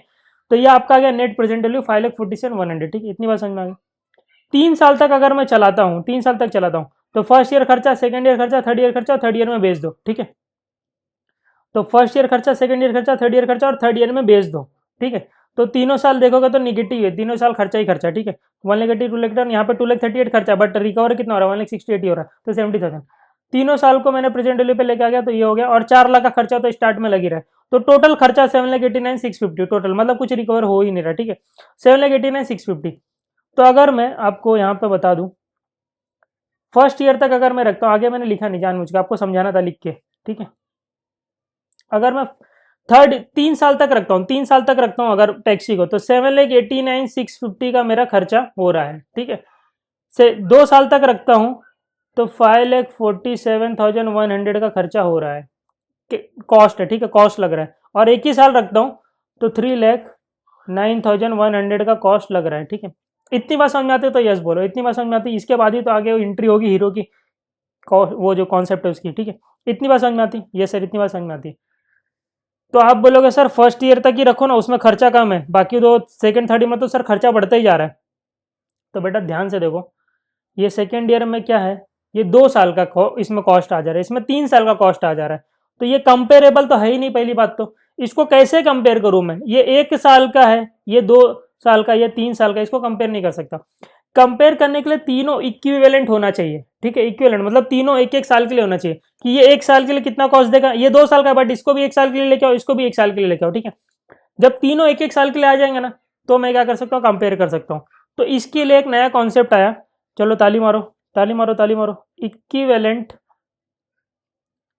एनुअल कॉस्ट, जिसको प्यार से बोलते ईएसी। ईएसी करके एक कॉस्ट आया, कॉन्सेप्ट आया, जो बताता है कि इसको इक्विवेलेंट कर दो, ठीक है। इतना इजी नहीं होता इक्विवेलेंट करना, आप बोलोगे सर इसको डिवाइड बाय 2 कर दो, इसको डिवाइड बाय 3 कर दो, चलो मैं आपकी बात मान भी लेता हूँ, चलो मान लिया, चलो 5,47,100 डिवाइड बाय 2, ये कितना आ रहा है, 2,73,550। आप बोल रहे हो हर साल 2,73,550 का खर्चा हो रहा है ना, ऐसा आप बोलना चाह रहे हो, चलो बोलो बोलो, मैं टेंशन आपके बात की वैल्यू रखता हूँ। 789,650 डिवाइड बाय 3, तो और ये सर 2,63,216 हो रहा है, ठीक है। अगर आप ये बोलना चाह रहे हो तो देखो, आप बोलोगे sir first year second year यही खर्चा होने वाला है, चलो फर्स्ट ईयर सेकंड ईयर यही खर्चा होने वाला है, 2,73,000 आपके बाद से ही मैं आपके आंसर पे आऊंगा। देखो 2,73,550 और 2,73,550, यही आप बोल रहे हो ना कि first year second year sir equivalent खर्चा, इसी को बोलेंगे ना इक्विवेलेंट खर्चा। अगर आप बोलो डिवाइड बाय 2 कर दो तो 2,73,550, तो फर्स्ट ईयर भी 2,73,550, सेकंड ईयर भी 2,73,550। चलो इसका प्रेजेंट वैल्यू लेके आओ, आता है 5,47 एट द रेट 10% पे, करो करो। 2,73,550 नहीं आएगा सर, नहीं आएगा नहीं नहीं, अभी रुको, अभी पूरा कर लो पूरा, divide by 1.1, M plus equal to M plus, ये तो आ रहा है 4,74, लिख देता हूँ ना, अच्छे से लिख देता हूँ, 74,756। ये प्रेजेंट वैल्यू मैच हुआ तुम्हारा 5,47,100 से, नहीं हुआ मैच, ठीक है। तो इसीलिए मैं आपको बोला कि डिवाइड बाय 2 और डिवाइड बाय 3 नहीं कर सकते हो, क्योंकि आप ये डिवाइड बाय 2 डिवाइड बाय 3 करने का मतलब ये होता है कि 2,73,550 एवरी ईयर खर्चा हो रहा है, तो ये एवरी ईयर आपने कर दिया, जब इसको प्रेजेंट वैल्यू पे लेके आए तो ये तो मैच ही नहीं हुआ इसके साथ, कैसे मैच होगा, नहीं मैच होगा ना, क्योंकि ये आपका प्रेजेंट वैल्यू लाया हुआ है, ठीक है। आपको इसको फ्यूचर लेके जाना है, बट आपको इंटरेस्ट भी चढ़ाना पड़ेगा, ठीक है। तो इसके लिए देखो सिंपल सी बात है, आपका फर्स्ट ईयर का फैक्टर क्या है 0.901, सेकेंड ईयर का फैक्टर क्या है 0.826, थर्ड ईयर का फैक्टर 0.75। कैसे निकाला सर आपने, ये 10% यूज करके, कहाँ गया 10%, 1 डिवाइड बाई 1.1 करो, ये आ जाएगा 0.909, 1 डिवाइड 1.91 2 बार इक्वल टू करो, ये आ जाएगा 0, 3 बार इक्वल टू करो 0.7। तो अगर आज के मैं मुझे क्या करना पता, मुझे क्या करना है, देखो मैं बताता हूँ मुझे क्या करना है। ये है मेरे पास, देखो ध्यान से देखो, यही इंपॉर्टेंट है, यही तो इंपॉर्टेंट है, यही तो इक्विवेलेंट एनुअल कॉस्ट का तुम्हारा फॉर्मूला ईएसी का, बाकी तो कुछ नहीं, ठीक है। ऑप्टिमल रिप्लेसमेंट पीरियड निकालने के लिए इसी को यूज किया जाता है हर जगह, कैपिटल बजटिंग में यही मोस्ट ऑफ टाइम यही यूज हो रहा है, ठीक है। और आपको ये इंपॉर्टेंट अच्छे से समझना पड़ेगा। देखो 2 साल अगर मैं रखता हूँ, ईयर 1 ईयर 2 ईयर 3, तो मेरा ये आंसर आ रहा है, ठीक है। ये मैं 3,09,100 3,09,100 547,100, देखो मैं इसके लिए ना यहाँ पे लिखा नहीं था ताकि आपको ना अच्छे से समझ में आए। 547,100 और 789,650, 789,650, ठीक है, ये आ रहा है, ठीक है। अब देखो ये 1 साल तक है, 2 साल और 3 साल, ठीक है। यहाँ पे मैं ऐसे कौन से अमाउंट डालूं, सेम अमाउंट होने चाहिए, इक्विवेलेंट अमाउंट होने चाहिए, जो जिसका प्रेजेंट वैल्यू ये हो, जिसका प्रेजेंट वैल्यू ये हो 5,47,100, मतलब ये दोनों को अगर मैं खींचू ना तो 5,47,100 होना चाहिए। यहाँ पे ऐसे कौन से इक्विवेलेंट अमाउंट में लेके आऊं तीनों साल के लिए जिसका प्रेजेंट वैल्यू ये 789,650 हो, तो आपको क्या करना चाहिए मालूम है, फर्स्ट एंड सेकंड ईयर का जो फैक्टर है दोनों का ऐड कर दो। फर्स्ट एंड सेकंड ईयर का फैक्टर क्या है 0.909 0.826, ठीक है, 0.909 0.909 0.826 एंड 0.753 है ना, 3 की 1 है, 751 है, ठीक है। अब देखो ये 2 साल के फैक्टर को आप ऐड करो, 0.909 प्लस 0.826, तो आपका आता है 1.735। तो अगर मैं इससे डिवाइड कर दूं ना इसको 5,47,100 को, अगर मैं डिवाइड कर दूं 5,47,100 को इस फैक्टर से डिवाइड कर देता हूँ 1.735 से, तो जो अमाउंट है ना वो इक्विवेलेंट अमाउंट आएगा। 2 से डिवाइड नहीं करना, ये इसमें ना आपका प्रेजेंट वैल्यू इंक्लूडेड है, देखो इसमें 1/1.1 और 1/1.1 दो बार, ठीक है। तो फ्यूचर में जाना है। अब देखो इस प्रकार से आप जाओगे 547,100 डिवाइड बाई 1.735, तो ये आ रहा है 3,15,331। अब देखो, अब मैं ये इक्विवेलेंट बोल सकता हूँ इसको 3,15,331। देखो यहाँ पे 3,15,331, 3,15,331। अब इसको आप 1.1 दो बार करो, मतलब इसको और इसको दोनों को खींचो आप। 3,15,331 डिवाइड बाय 1.1 करो, एम प्लस में डालो, फिर एक बार इक्वल टू करो, सेम है ना, एम प्लस में डालो, आ गया 5,47,100। आ रहा है, आ रहा है ना। अभी देखो इसको आप मल्टीप्लाई करो इससे, और इसको आप ये फैक्टर से मल्टीप्लाई करो। प्रेजेंट वैल्यू लाने के लिए क्या करोगे, इसको प्रेजेंट वैल्यू लाने के लिए इससे मल्टीप्लाई करोगे, 2 साल वाले को इससे मल्टीप्लाई करोगे, ठीक है। तो अमाउंट आपका 5,47,000। अरे वही तो कर रहा हूँ, इसी को इसी से डिवाइड कर रहा हूँ तो वहां जा रहा हूँ, और इसी को इसी से मल्टीप्लाई कर रहा हूँ तो यहाँ पे आ रहा हूँ। समझ में आ रहा है, बस प्रेजेंट वैल्यू का खेल है थोड़ा, और कुछ नहीं है। तो मुझे पता चला ईयर 2 के लिए अगर इक्विवेलेंट कॉस्ट में बोलूँ तो 3,15,331 आ रहा है। अब ईयर 1 के लिए, तो यहाँ पे ईयर 1 में यहाँ पे क्या अमाउंट डालू, तो सिंपल था, इसमें तो 10% लगा दो, ये तो एक ही साल की बात है ना, तो डायरेक्ट प्लस 10% कर दो, आ जाएगा 309,100 प्लस 10%, आ गया 3,40,010। अब इसको प्रेजेंट वैल्यू लेकर ना डिवाइड बाय 1.1 करोगे, आ जाएगा। बट ये 2 साल का था ना, देखो यहाँ पे 2 साल प्लस 10% नहीं कर पाओगे, क्योंकि हमको इक्विवेलेंट अमाउंट लेना है 2 साल के लिए, ठीक है, और टोटल अमाउंट नहीं लाना। तो मैं क्या करूँ, डिवाइड कर रहा हूँ उसके फैक्टर से, तो मेरा आ जा रहा है। ये तो एक ही साल की बात है, तो प्लस 10% कर दिया। वैसे अब यहाँ पे डिवाइड बाय क्या करोगे, तो 7,89,650 डिवाइड बाय 3 साल का आप क्या करो, एन्युटी फैक्टर ले लो, 3 साल का एन्युटी फैक्टर ले लो। तो ये है फर्स्ट, ये सेकंड, ये थर्ड, तो तीनों को ऐड कर दो, 0.909 प्लस 0.826 प्लस 0.751, ये आ गया 2.486, तो आ जाएगा डिवाइड बाय 2.486, तो आ गया 7,89,650 डिवाइड बाय 2.486। थोड़ा लंबा होगा, ठीक है, आपको समझ में आना चाहिए। ₹3,17,639, ठीक है। अब यहाँ पे डालो 3,17,639, 3,17,639, 3,17,639। ये समझ लो ईएमआई की तरह है, आपका तीनों साल का ईएमआई है, जिसका प्रेजेंट वैल्यू है, जो आप आज आपने इतना पैसा दे दिया, तो उसका प्रेजेंट, ऐसे कौन सी ईएमआई, 3 ईएमआई, देखो ये सेम ना आईआरआर में बताया है मैंने, वैसे ही है, ठीक है। तो ये तीनों इक्वल होना चाहिए, आपका इक्विवेलेंट कॉस्ट निकालो ना। तो अब ये कंपेरेबल है कि नहीं है, क्योंकि हर साल मैं अगर देखूं तो 3,15,315, आगे भी 3,15,315 होगा, अगर आगे के साल होते तो यहाँ पे भी हर साल इतना हो रहा है, तो मैं बोलूंगा एक साल के लिए इतना कॉस्ट, यहाँ पे बोलूंगा एक साल के लिए 3,15,13, यहाँ पे बोलूंगा 3,40,000 कॉस्ट। तो अब कंपेरेबल है, अब ये कंपेरेबल है हर साल, क्योंकि सेम कॉस्ट है, ठीक है। तो सबसे कम कॉस्ट किस में आ रहा है, 3,15,331, ये वाला आ रहा है, ठीक है। तो 2 साल तक टैक्सी चलाना चाहिए, ठीक है। आपका आंसर यहाँ पे चेंज हो जाता था, अगर आप ये देखते थे ना, आप बोलते थे ईयर वन में ही चेंज कर दो, बट नहीं, इक्विवेलेंट कॉस्ट एकदम खतरनाक लेवल से आपको आंसर ला के दिया। समझ में आ रहा है आपको। अब देखो, तो ये आ गया 3,17,631। अब ये तीनों को आप प्रेजेंट वैल्यू पे लेके आओगे ना, ये मैच होगा 7,18। क्यों, अरे इसी से तो यहाँ ये फैक्टर यूज करके आप वहां गए, वहीं से वापस यहीं पे आओगे मल्टीप्लाई करके, ठीक है। आई होप क्लियर हो गया, ठीक है। इतना अच्छे से आपको समझ में आ जाना चाहिए अभी, ठीक है। तो अब देखो ये पूरा डीप में बता दिया मैंने, ये मैं रिवीजन लेक्चर में नहीं बता सकता था, बट अब फॉर्मूला कैसे रटा दूं, ठीक है, तो आपको यहाँ पे बताना था। अब ये फॉर्मूला बन गया, दिस डिवाइड बाय क्या, ये cash flow divide by annuity factor, cash flow divide by annuity factor, ठीक है। तो यही आपको एग्जाम में भी ऐसे ऐसे भी बता सकते हो आप। देखो अब यहाँ पे आप ध्यान से देखोगे तो आप कंपेयर कर सकते हो, क्योंकि हर साल 3,15,000, तो मैं बोलूंगा एक साल का खर्चा बता, 3,15,000 331। यहाँ पे बोलूंगा हर साल 3,17,000 3,70,000 3,70,000, तो एक साल का खर्चा बता, 3,17,000 639। और यहाँ पे तो एक ही साल है 3,40,000, तो तीनों में कौन से मतलब हर साल का ये इक्विवेलेंट हो गया ना, एवरी ईयर खर्चा इतना लगने वाला, तो सबसे कम खर्चा किसमें, 3,15,000 331। तो ईयर 2 में, ईयर 2 के बाद मुझे optimal replacement period is year 2, ठीक है, समझ में आता है। Yes sir.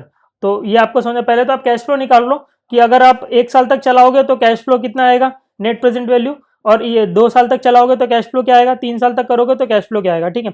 बस याद रखना, लोग क्या करते हैं यहाँ भी रिप्लेसमेंट वैल्यू, अरे 2 साल तक चलो तो 2 साल वाला रिप्लेसमेंट वैल्यू रीसेल वैल्यू लो ना, ये क्यों ले रहे हो, फर्स्ट टाइम थोड़ी बेच दे रहे हो, तो ये ध्यान रखना, ठीक है।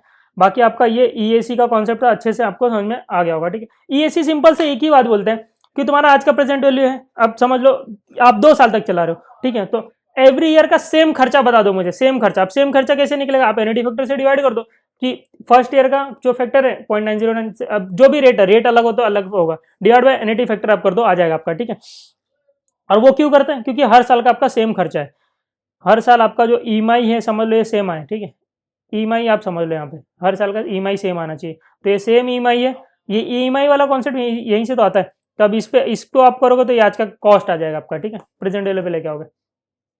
जो ईएमआई आपका आता है ना 6 महीने का सेम ईएमआई रहता है, तो आज कॉस्ट कितना उसको प्रेजेंट वैल्यू पे लेकर के यही कॉन्सेप्ट लगता है, ठीक है। तो आपको ये समझ में आ गया होगा, ठीक है। चलो अब आई थिंक इलस्ट्रेशन सारे मैंने करा दिया इसमें, ठीक है, हर एक इलस्ट्रेशन करा दिया। अब मैं सोच रहा हूँ कि जो टीवाई के वाले क्वेश्चन है ना वो नेक्स्ट वाले वीडियो में डाल दिया, ऑलरेडी इतना बड़ा हो गया, ठीक है। तो चलो अब टीवाई के वाले क्वेश्चन नेक्स्ट वाले वीडियो में आ जाएंगे, ठीक है।